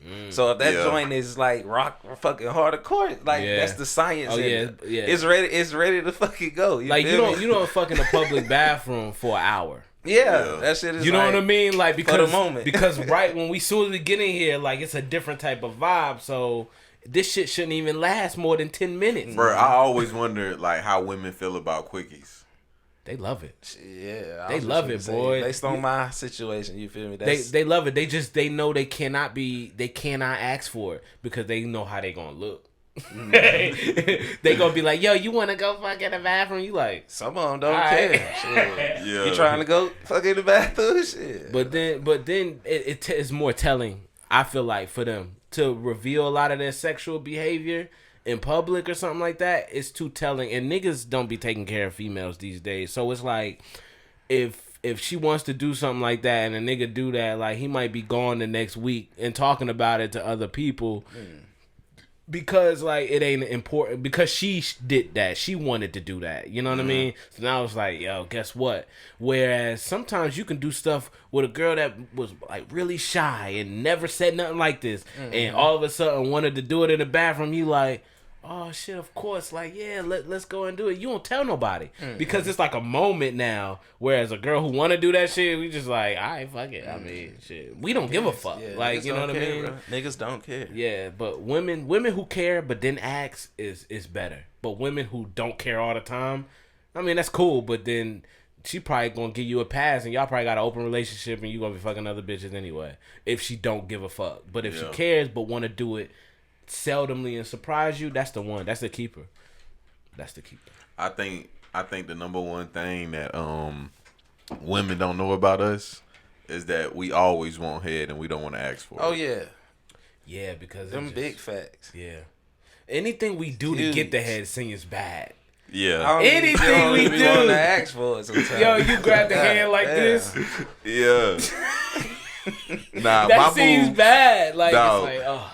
My move, dog, I'm the same way how I am in person in the bedroom. So I'm real, like, nonchalant. I'm not aggressive at all. So my move is I just like to lay there and, like, you know, try to do some extra shit and give clues. Like, like, go on and do that. Like, he's scratching his thigh, like. Yeah. You know what I'm saying? You itch? Yeah, he's like, nah, I'm good. Nah, yeah, it's weird, bro. Like, asking for some shit like that, dog, is just always made me feel weird. You know what I mean? I just hope sometimes it be as intense to the point where she's just gonna do it. Like, yeah, that's what I hope. Yeah, you gotta. I think that's what all dudes hope for. Like, I feel like no dude wants to just have to feel like they should have to ask for head. Now, you know what I mean? Now, if it's alcohol involved, you can just say that shit. No matter how you like want to say, you could be like, it's a game to them then. Yeah. It's like, suck this dick. And you like this. Yes. It worked. It worked. What's some non-sexual things they don't know though? Ooh. I think my biggest thing non-sexual would be like we don't give a fuck about that makeup and weave shit. Oh yeah. Yeah. I don't think they know that. I mean, that's on the guy though, in my opinion. I feel like if a guy don't let their significant other know that they don't need that, then they gonna feel like they need it. You know? I got a gym. My bad. I got a gym. Another big thing they don't know is I probably do jack off to the bitch with the fake ass, but I don't want the bitch with the fake ass. Yeah. What we are attracted to and what we want are It's three. totally. It's all different. Bro, my Instagram is not Phil. This shit sounds horrible. But my Instagram got True's got the spank bank. My Instagram got women on there that's like women that I won't choose.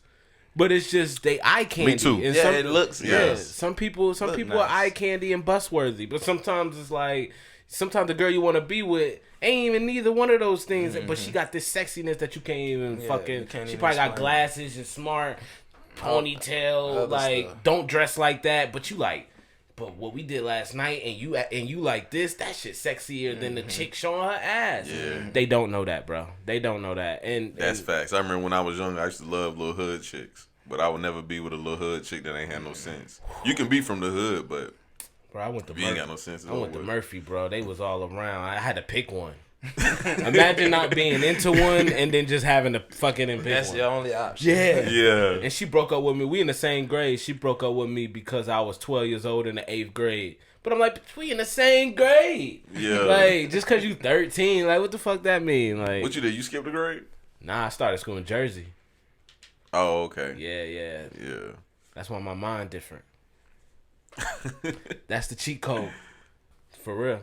School's different up north though. School's very different. Like we did Everything we was doing different. cursive in like kindergarten and learning Spanish in kindergarten. And as soon as I got to Wilkinson Garden in 4th grade, they threw that cursive out the window, and we ain't learned Spanish till high school. That's real deal. I learned Spanish in elementary school. Which one? Well, I went to Lake Forest Hills. I went to W.S. Hornsby Prestige. up to 3rd grade, and then Where's 4th these and schools 5th. at?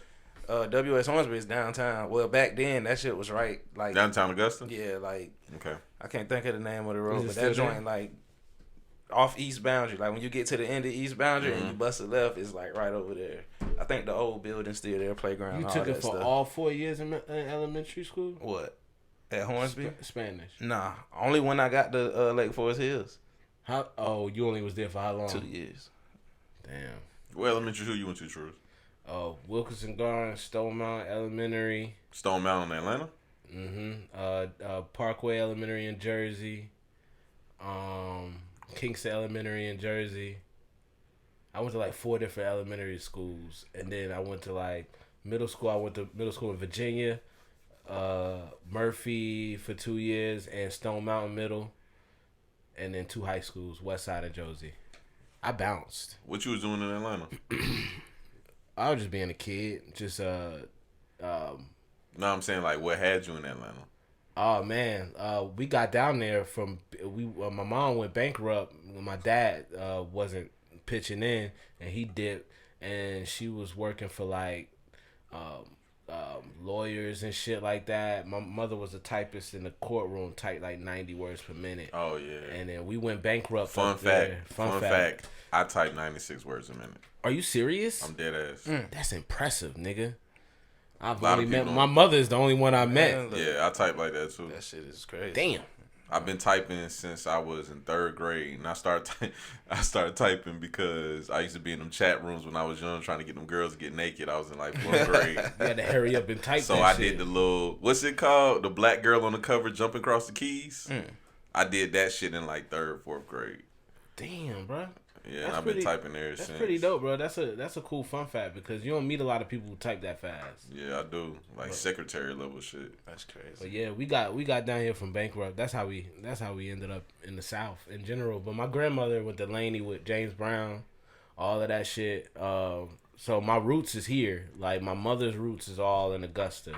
So we used to visit down here every summer. That's how I met BJ and McDuffie Woods when I was like 6 years old, and then I met him when I officially moved down here from Virginia and Atlanta in 2001 or something. No, that was elementary school, 2001 and shit. This nigga had to sit out in the Michael Curry camp. Here's a fun fact. This nigga, we was playing. I won a 1-on-1 championship. I ain't never really played against Chris or seen him play during, but I always seen him before we dress out or before we did anything. But I won a 1-on-1 championship, finals in the 3-on-3, and I won another one. And then here go the All-Star game. It's the end of the week. This is what we've been waiting on. I don't know what was going on, but we was all against the wall, and whoever was instructing us is telling us how the game's gonna go. This nigga kept playing, and I remember he just kept playing. I don't know why he kept playing. He's the only kid in here playing. Like, when you look at all the kids, we're all still, and he's just kind of like just moving and just doing shit. And he had to sit out for the All-Star game. They sat him out. And I remember being in the All-Star game wishing you was playing because hold me back. Yeah, that joke was crazy. I never forget that though because that's why we played that whole year was to like do the tournaments and then do the All-Star game. That shit was real. They lowered the goals. Man. All that. Yeah, that shit crazy, bro. Ago. Yeah, that's deep, bro. That shit get me excited talking about that. I miss basketball though. That's all it really comes down to. Yeah, I miss hooping, bro. Yeah. This whole COVID-19 and fucked all. They took the NBA. Quay was trying to hoop today, but we had to do the podcast. So. Quay hoop. You said what? He hoop. Quay is a baseball and football player. That's all I need to know. For the cardio. Quay fast as fuck though. Exactly. Yeah, for the cardio and shooting probably. He's a Deion Sanders type player.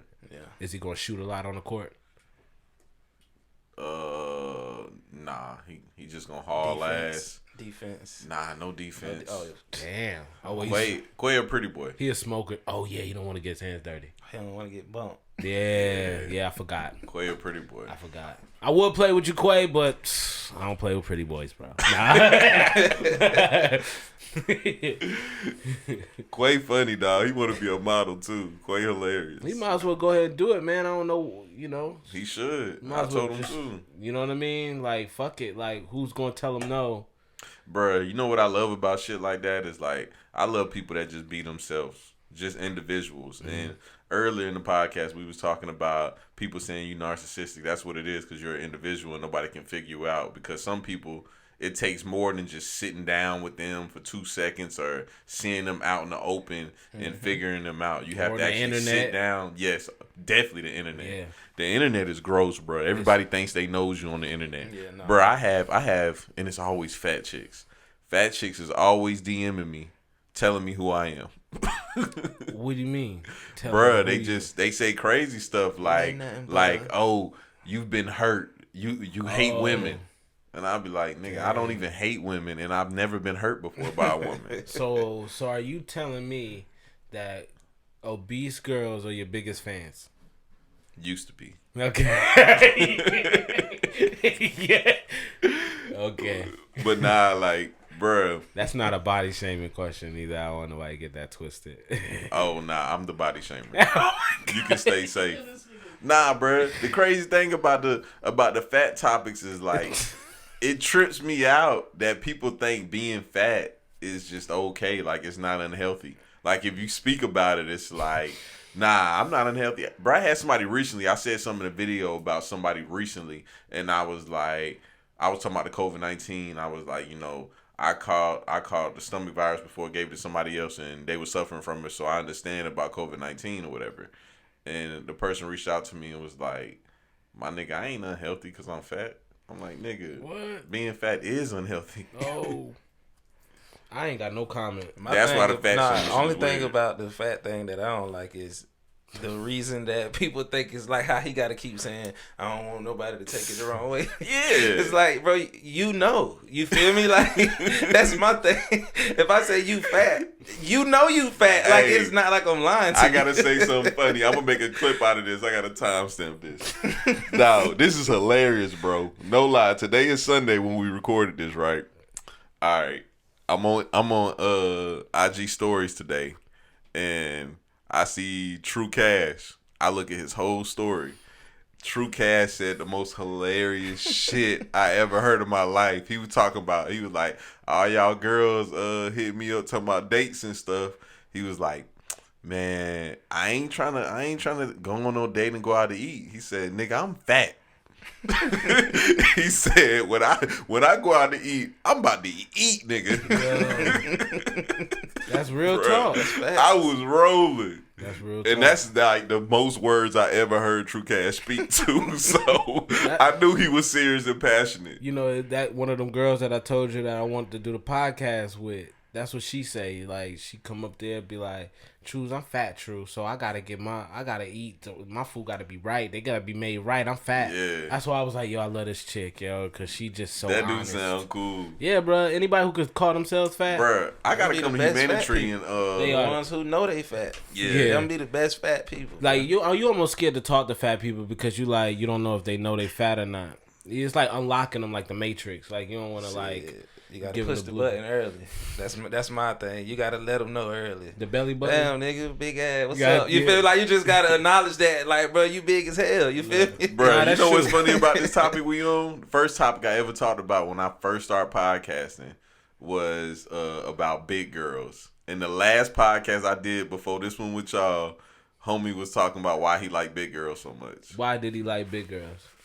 I forgot what he said. He said like they was fluffy and he said they got confidence. That's what he said. His name is Foolish. You probably know him. He rap. That's true. I gotta see him.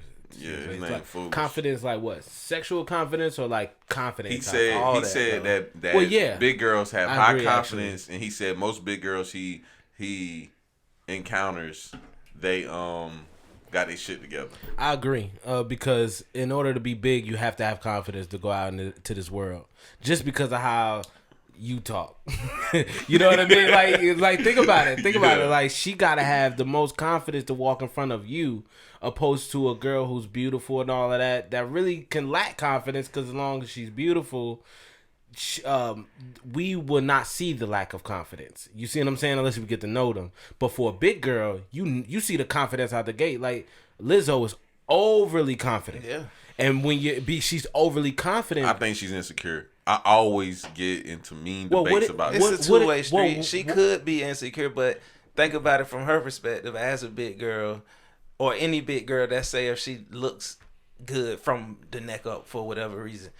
She got to look at everybody put on the top, the Kim Kardashians and all these kind of people. Even from when you walking through the mall with your girl, and if a big girl see you, and then she see a little skinny girl next to you, that's the kind of girl. Like they constantly got to deal with that. So their confidence has to be so high to a point to where that doesn't show that it phases them. Even so the real thing is, what is confidence? Confidence is all confidence is for anybody, high or low, is something to combat low self-esteem. So if you're overly confident, that means you probably know how low of a self-esteem you can actually be. You know what I mean? I think some people, and I was gonna say this earlier about the women thing, right? About what women don't know about us. Some people try to present themselves as having all this confidence, but they're really just masking their insecurities. That's what I think Lizzo was doing. She's masking her insecurities. No, that's a real it's thing. kind of like a nigga.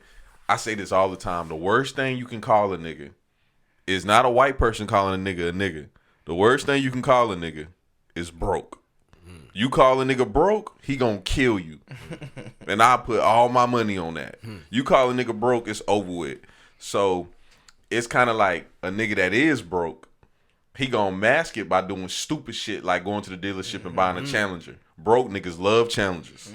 They love them bitches because everybody else don't know no better. He said broke niggas love Challengers. Nah, I done broke seen niggas love Challengers, bro. Because a Challenger costs $300 a month. Damn. Broke niggas love Challengers. And I know because I had one before.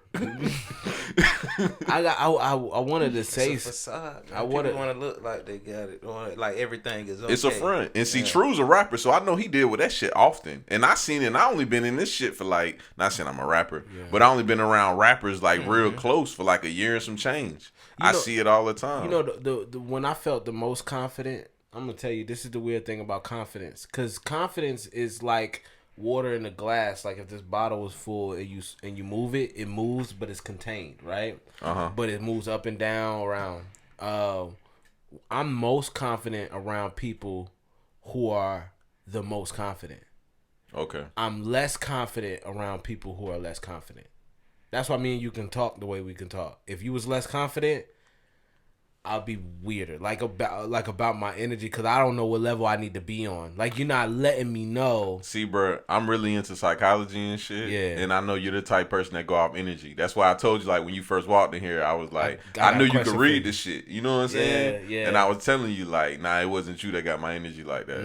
I know how it is. Yeah. That's what it is. That's what it is for me. Like, I'm confident. But if you ain't confident, I gotta overcompensate for your confidence. Yeah, and then that facts. makes me look like I'm insecure, because now I am. I'm insecure that I'm with non-confident people. Now I'm overcompensating. I know people can start to see it, and then that makes me feel this small. But if everybody got confidence, then I can chill in the corner and be really who I am, which is an introverted ass nigga. All right, so look, yeah, you are an introvert. So this is my favorite topic, the alpha male and the beta male thing, right? So it's different forms of alpha males, it's different forms of beta males. So you would be an alpha male that most people don't understand. Most people will call you a beta male because they don't understand you. I know you're an alpha male because you're a different type. Like, you're the type that kind of, you're naturally involved with people and you let them come to you, and then that's how you form your circle. Kind of like, I know this is a crazy ass example, but kind of like Charles Manson.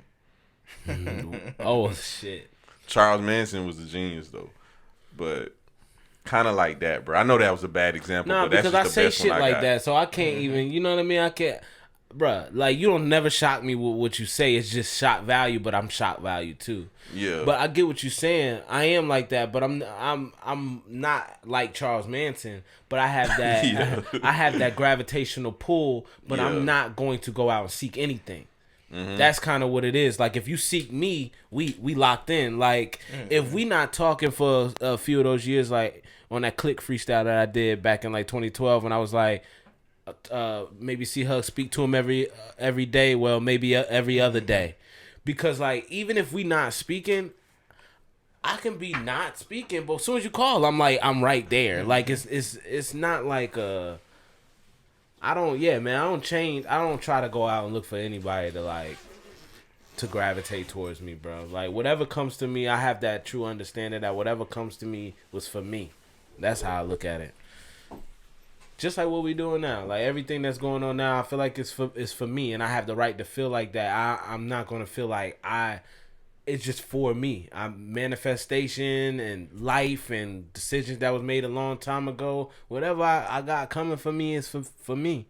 And whether it's people or things, and a lot of people try to go out and grab that. Oh, I need this, so I'm gonna go grab that. And that's not how you going against the grain. And that's a universal law, that you don't go against the current. You know what I mean? If we all moving like this, I'm not gonna go this way because I want what I want. You know what I mean? The world's moving this way and I'm moving that way. I have to move like this, and whatever comes on my side and gets embedded in what I got going on, I'm gonna nurture it. That's just how I am as a person. You guys, ask anybody who's been around me, like, I've helped people do whatever they wanted to do in life. You know what I mean? It don't matter whether it was music, whether they was doing music and want to do something else. I help people. That's all I'm here for, bro. Like I said, from the jump, I'm an idea, not like an idol. I'm not nobody to idolize. You should not want to be like me. You should want to see me and be better, or do what I do, or whatever, to do it better, whatever the case. But nobody should want to be like me. Nobody can be like me. So, and because that's impossible, what's possible is somebody can come up here and do an interview and talk about a certain, piggyback off of what we talked about. You know what I mean? And, you know, maybe take a shot. Somebody's going to take a shot at me. You know what I mean? But they got the idea from this. Like, it's cool. Even deliver their own message. And deliver their own shit, yeah. Or, you know, or it's just whatever the case. Or because this one went so well, you can ask somebody an honest question about themselves, you know, in another interview, and see if they can handle that. You know what I mean? Because the idea of asking a question like that made good material. So now if you do that again, you could probably get some good material, but with the right person. But it's just different. But I understand everything, bro. I'm gonna be honest though, like, the art of interviewing is difficult as fuck. It is, because All the Smoke, I be listening to All the Smoke. Mm-hmm. You watch All the Smoke? Yeah. I be listening, and I love what they got going on.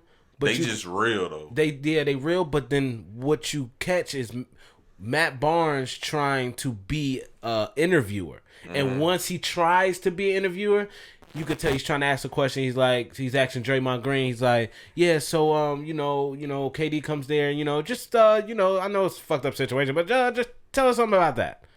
But it's like, now you're digging for something that everybody want to hear. It ain't the same as y'all getting on and. Nah, I got a better example for you. T.I.'s podcast, Expeditiously. I have not watched not one episode, bro. I don't even want to hear. T.I. is a horrible interviewer. Word. Horrible. Damn. Watch that shit, bro. That shit is cringeworthy. Will he be using all them big words still? Of course he does that. But besides that, it's like the name of it is he just word. Yeah, Expeditiously. That's the name of the podcast. Yeah. Expeditiously. And it has the what's it called? The little circles in the middle of words. I'm not fucking smart. Yeah. The circles in the middle of words, it has those shits for expeditiously. Oh, yeah. Wow. Accent or whatever they used to call it. Like it looks like a definition. Damn. That's his podcast, bro. All right, Tip. Yeah, Tip is wild. But bro, the last thing that I know we got way off track and I tried to bounce back because I suck at the interviewing shit. I be trying to do interviews. Hey, I ain't gonna lie, bro. These are great. Yeah, these are great. But last thing that women don't know is the plastic surgery shit. I want to talk about that shit before we get off of here. How y'all feel about plastic surgery though? Because we was just talking about insecurities. Man, that's just that. In my opinion, that's what it is. You feel me? And going back to what you said about makeup. How does a girl know she don't need makeup? Even coming up from a child. If you got a daughter and you telling your daughter she look good, she don't even know about makeup at the age of 4 and 5. But you telling her she look good and you cute, you my little butterfly, whatever. And she grow up her whole life just doing her hair and just wearing herself because her dad told her that. And then you meet a guy. She no makeup on still, and you meet a guy. So she knows she looks good. You know what I'm saying? Versus a woman not having that growing up, even from brothers or any boyfriend. Nah. Oh, you sound like somebody that got kids. I got 5 brothers. Nah. I mean, it's 5 of us growing up and stuff. My nigga. Okay. The way this nigga talk, his whole family talk like that. They talk and it's just they have their own communication style. So it's logical and realistic. Yeah, it gotta make sense. And like it's 2 sides. You know what I mean? So growing up around his dad, that's how his dad talked to me, talked to him, and then now he a grown ass man, and him talking like that. I mean, yeah, like it sound like you got kids, but like nah, like it just. I mean, I got kids. You know what it is too. My brother always told me. My eldest brother said you gotta look at everybody like they 7 years old anyway. Once you look at everybody like they 7 years old, everything is a whole lot better. Common sense ain't common. Exactly. So him talking like that, even if somebody's Einstein, they would be like, oh, okay. Because sometimes you could be too smart, you don't even see that shit. Like, you know what I mean? It doesn't mean you're dumb. It just means you're not logical. You're just not looking at it. Yeah, logically. I would say plastic surgery. What kind of plastic surgery? We talking about fake asses or we talking about nose jobs? Nose jobs and shit. We talking about the whole thing. Fake asses, nose jobs, lipo, any unnecessary procedure.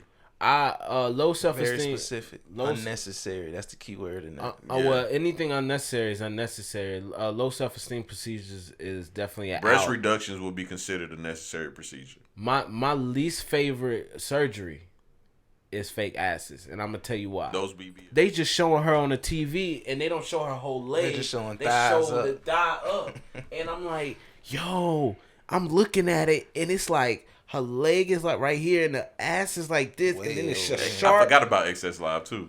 You remember that? Yeah, bro. That was one of the hottest clubs here, bro. It was better than Cream. Truez, you a nighttime nigga too. I am a nighttime nigga, dog. Before I met you, I used to see you out all the time. Word? Yes, bro. Where at? Everywhere, nigga. Fucking, what was this shit called? The big shit. I used to love that fucking spot too. Where at? What area? The spot that homie went to before he passed away. Oh, Sky City, Wednesday night. Sky City, there you go. Used to be in that bitch all the time. About 9 deep on the stage. Yeah. Had my spot. Boom. I seen you performing there like twice too. Yeah, you probably talk about Nightmare's birthday too, probably that night. Yeah, bro, I was so blessed because I used to be up in the club while everybody drinking and smoking. This is the kind of nigga that I am. While everybody drinking and smoking, I'm looking at the stage like, damn, I love to perform here on a Wednesday night, boy. Everybody know who I am anyway. They know I rap, like. And then Nightmare gave me that phone call. I was like, ooh. I came in there with the cigar. I had a cigar that night. Yeah. I had the little pirate button up silk joint, unbuttoned, chest all out. I remember tight ass jeans, and I had the dress shoes on. But I came up. I had a gold chains, but I was smoking a cigar. That I was ready for that shit, bro. Yeah, bro, that was a night. I am a nighttime nigga. I'm the Dark Knight. Definitely. I am the Batman. I am Batman. Definitely. Damn, that's crazy, bro. That's and I be out there dog. by myself too, dog. I roll out there by myself. I noticed that. You know what I mean? I just love just seeing things and like taking in the energy, bro. Like I go to Garden City Social.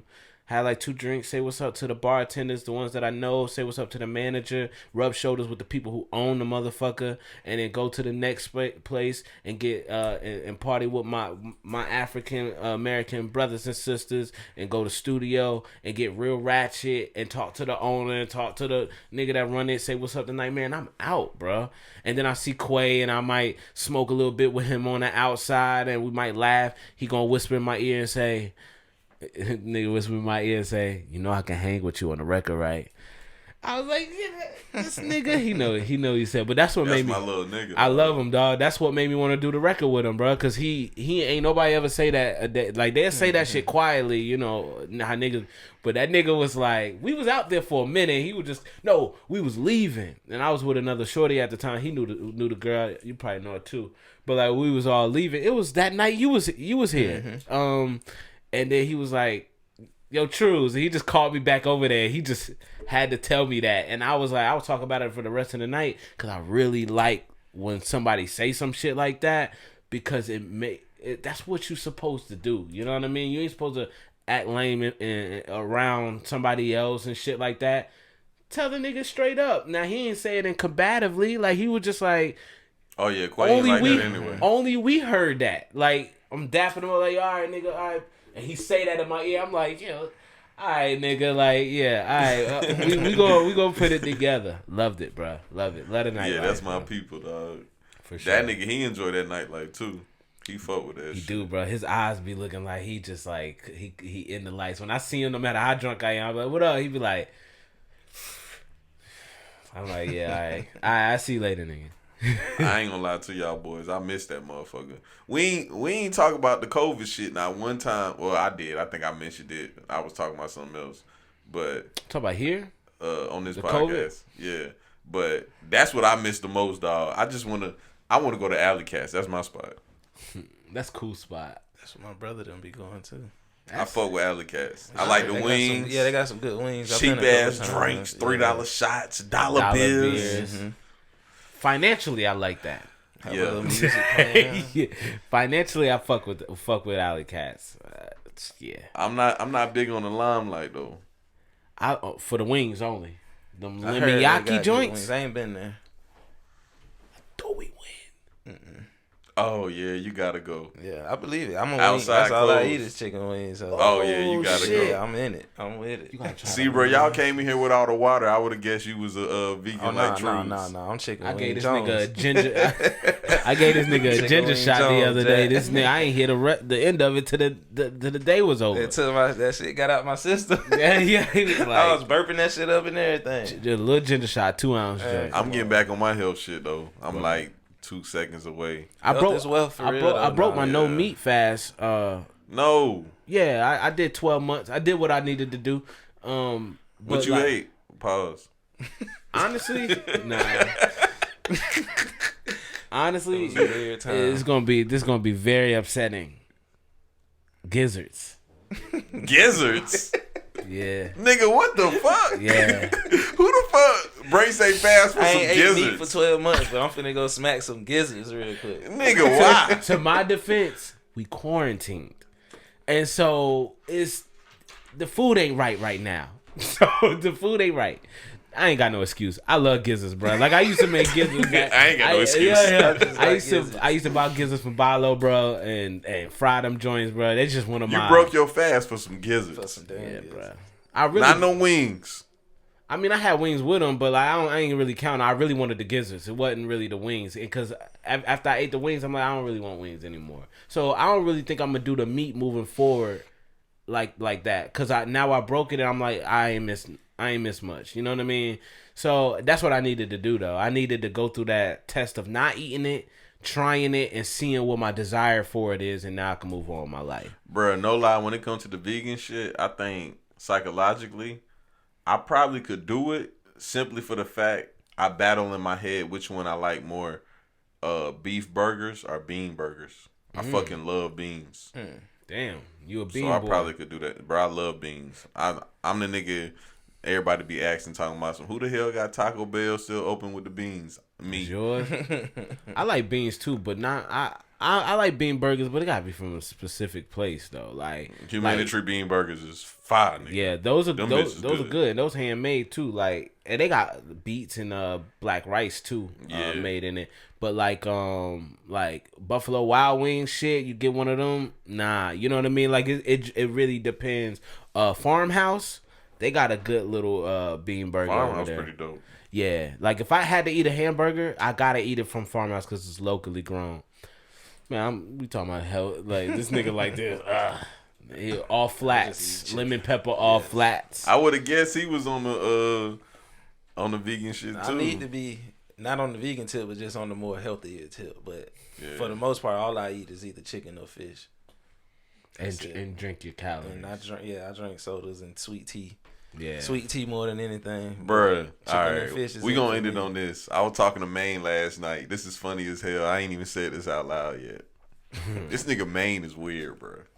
So Really I drink. Everybody know I drink. I come to the studio last night with a bottle of whiskey. That root beer tasting whiskey that was downstairs. Maine comes to the studio with a bag full of snacks.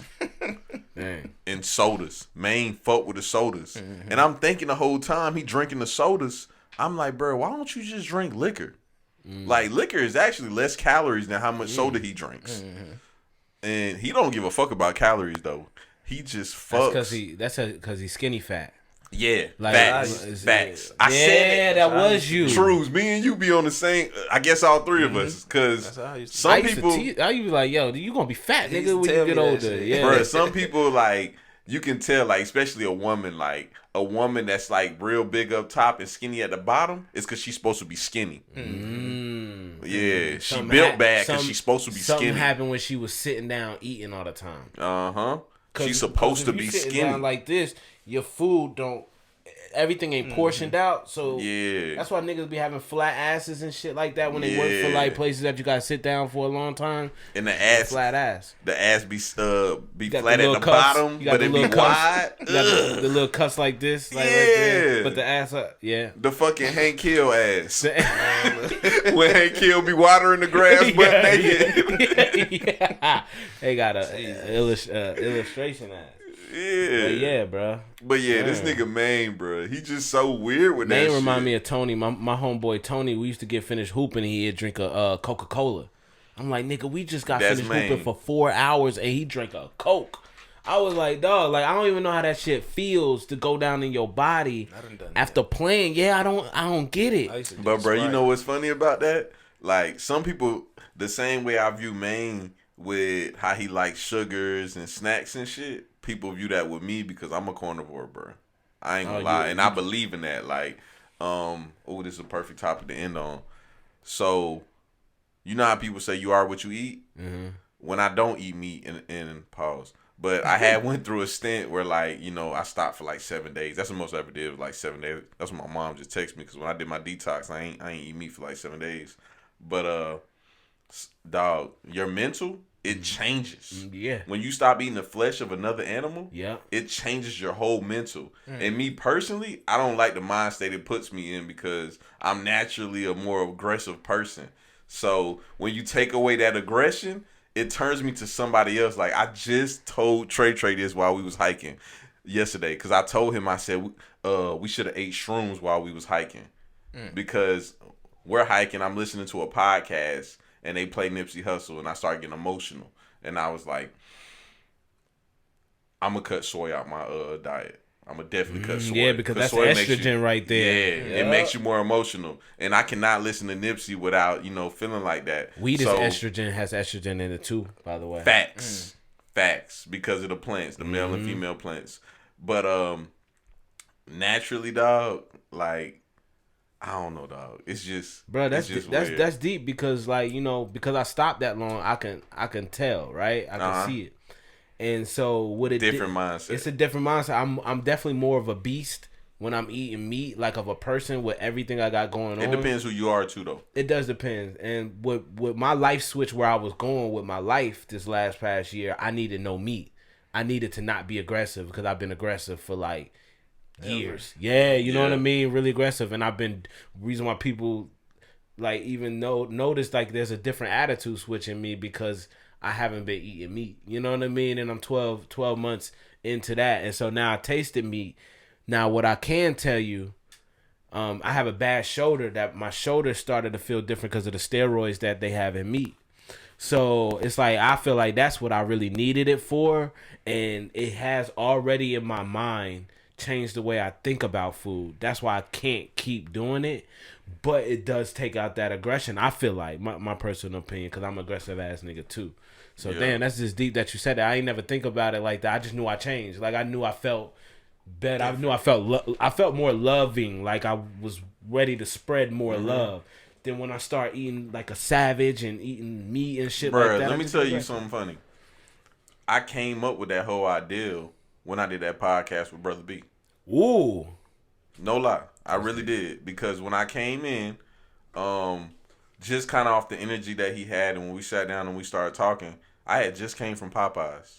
And I had ate a 3-piece with fries and red beans and rice. And when I sat down and was talking to him, he was eating a bean burger when I walked in. And you seen the whole demeanor in body. We was talking, and I was like, bruh, no lie, dog. Like, I feel like he can tell I just came in here off the flesh of another animal. Like, he can just tell. Man, that's deep, bro. And I just thought of that whole thing on the ride home, and I was just like, it pushed you in a different mind. Like, the way he was thinking about things and the way I was thinking about things were kind of similar. It was just different approaches. Like, he was like, well, this happened to me, and I responded like this because whoop. And I was like, I think the same way, but it's kind of just a different mindset to it. Yeah. And it has a lot to do with, like, how you eat. What you take in. Yeah. Well, that's what. Nah, I ain't gonna talk about that. But yeah, shout out to Brother B too, dog. That podcast was dope. Yeah, man. Brother B was at my first solo show when I was 19 years old in 2010 at Alter Egos. Brother Trav had threw on the event, and he was there. I just met Trav a couple weeks ago. You should do an interview with him. Yeah, me, him, Maine, and Bomani. We did a podcast about what's homie name that just came out with that trash ass album with Hov. Jay Electronica. Damn. Yeah, I was not impressed. Me neither. I was not impressed. I know you But were that's very when I met vocal Trav, about that. Yo, tell man I get was. at me, man. I'm trying to sit down with man. I ain't talked to him in like a year and a half on a cast. Yeah, we can do that. I gotta call him anyway. I just texted him a minute ago and told him I had to talk to him. So I want to hear his. I'll bring it up. I want to hear his point of view on things. Yeah. You know what I mean? Maine is dope, bro. And it's crazy. Like, the same person that told me that you fell off told me that Maine had a whack podcast and he was lame. I didn't tell Maine that. I don't know why I just said that on the mic. Because it's cool. Yeah, but Stirring the pot. that shit pissed me off. I ain't gonna lie, because I really rock with Maine, bro. Like, I'm not one of them people that, like, and it's crazy, like, people try to make this, like, silent beef, like, Slim versus Maine. You know what I'm saying? Yeah, but that's what I mean by when we were talking about the Augusta scene in 2015.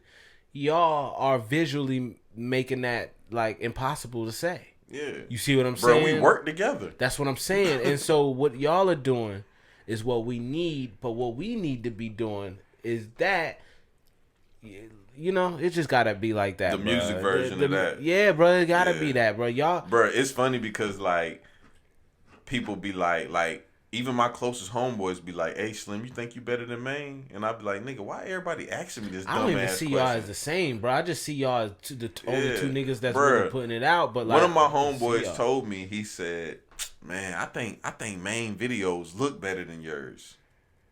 And I told him, I was like, "You stupid ass nigga. I shoot Maine videos." Yeah.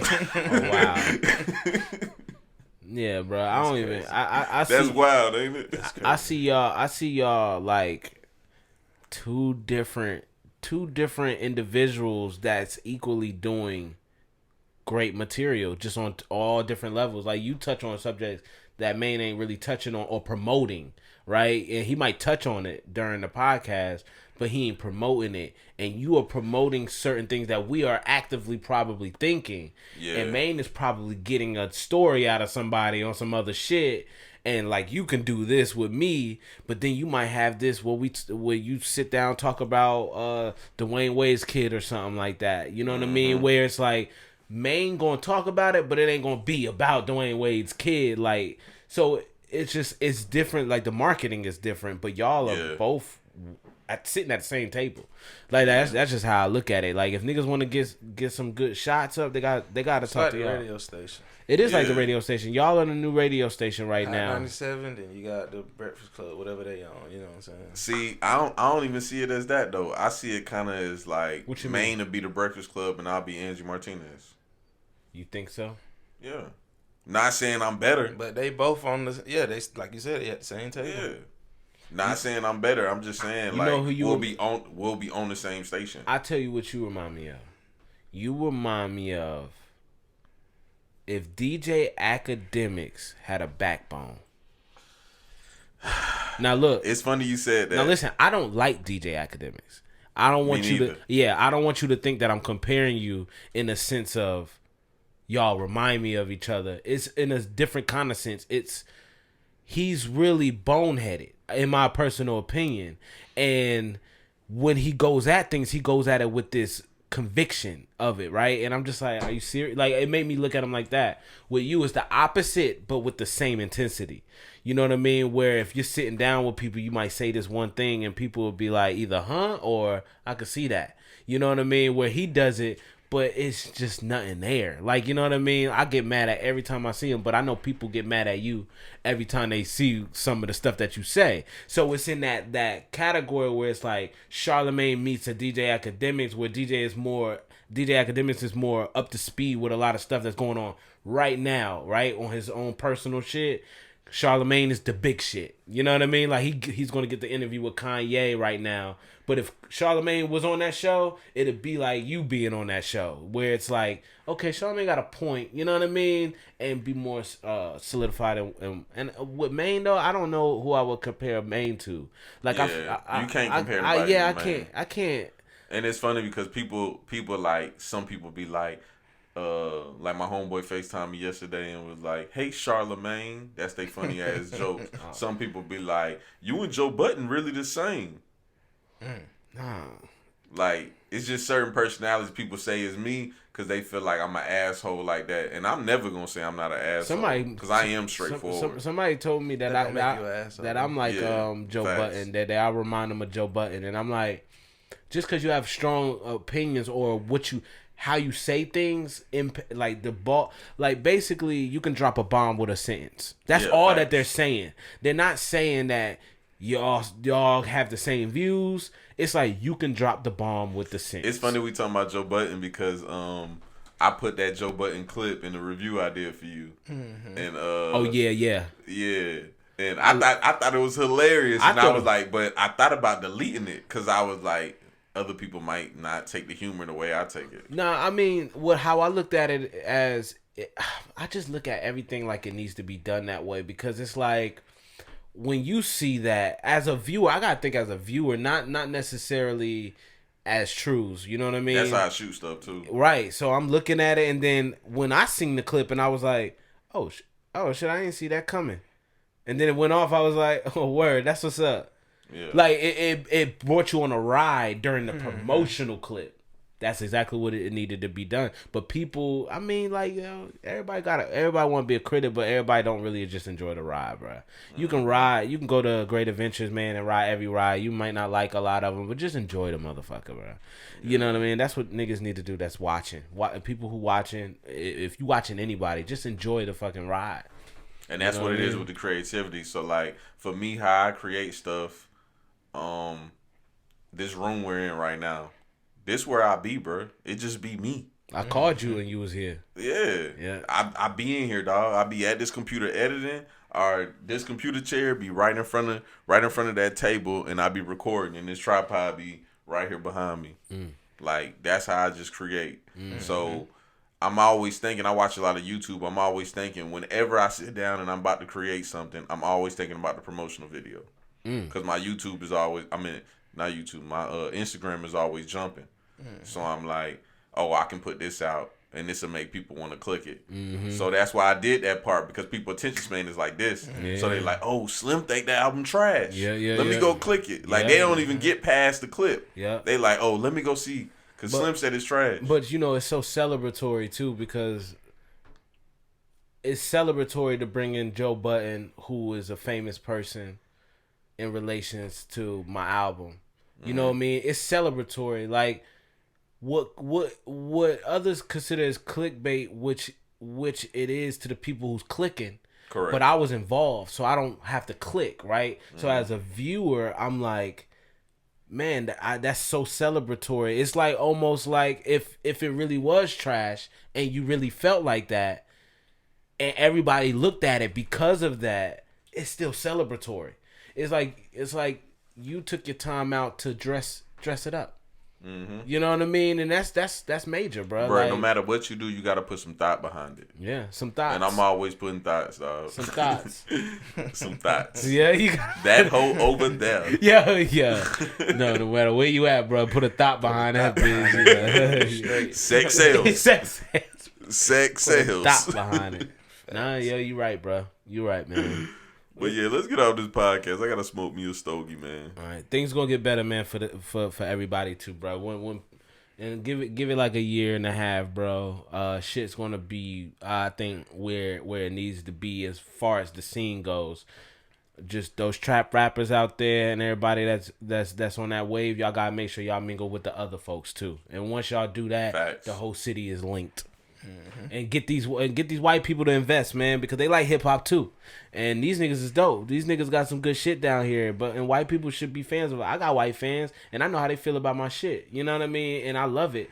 And they should want that too. And once you get them, they're gonna be paying for the shows, paying for the music, all of that stuff. So y'all just look to expounding on your fan base, bro. That's it. That's my message. Oh, what you got to say to us, dog? See her first timer. Hey man, we our own team. You feel me? Oh yeah, and this MBK. Shout out MBK. This something me and my brother got going on. I am my brother's keeper, or mentoring and building on knowledge. Meaning mentoring, helping out what we can, give back to little black kids out here who don't have enough, or who gotta go home or can't go nowhere after school and all that kind of stuff. We're trying to build up towards giving them those kind of people something. You know what I'm saying? How much the shirts is? 20, 10, depending on. We can do custom shirts, whatever color you want. If you want one to match this room, we can do that. Socks, long sleeve. Yeah, we need to get up on the shirts. I got shirts for sale face too. mask. You can swap them out, or I'll pay for one. It don't matter. For the quarantine folks out there. You know what I mean? We got all that. So yeah. The face mask shit the new wave. I ain't gonna lie. Hey, bro, I was saying I'm gonna wear face masks after all of this shit is over, bro. Might as well keep it going. It's a new wave. It's a new wave, definitely, bro. We are welcome to the end of history, bro. Oh yeah. Yeah, we used to wonder why they used to wear that shit in China all the time when we see the news and stuff and everybody got on the mask. That shit finna come everywhere now. Yep. Everywhere finna be China. China knew it was a lot of bullshit up there. They wear the mask every day. Every day. And it ain't for nuclear. We got nuclear plants close and nobody don't wear a mask. Right. Oh, by the way, they said COVID-19 in the Hebrew text, if you do the math on the letters and numbers, it actually spells out Kobe. I just want to say that. So people can go look up something conspiracist. Yeah. But yeah, another episode of Sit Down with Slim, man. Another dope episode. One to put down in the books. Yes, sir. Everybody tells me all the time that the first one me and Truez did is the best podcast I ever did. Damn. I always say my next one is my best one, so I don't count. But that's what they say though. This one pretty hard too, bro. They about to. I think this one better than anyone we ever did. Yeah, because we did. Because I came. Excuse me. I baited you to come with that energy from the beginning. Yeah, you baited me. I did, dog. When you asked me that, I was like, I liked it, I loved it, but I was just like, this nigga. He said he was saving it for me. He could have told me that off air. Nah, I ain't gonna lie, bro. I'm glad you didn't know. I did that on purpose. I've been thinking about that shit all night. I kid you not. I thought about that all night. I was like, I'm gonna say this shit to this nigga. How I'm gonna say this shit to this nigga. Yeah, you got it. I didn't prepare nothing though. Nah, I mean, shit. I told him I don't like coming up here prepared. You know what I mean? Like that's plans to just go with the day. Mm-hmm. And I think people need to hear that answer and hear that question. So I ain't mad at it because this, like I said, that's me to me. You know what I mean? Maine told me last night too. I'm about to sign off, but I gotta say this.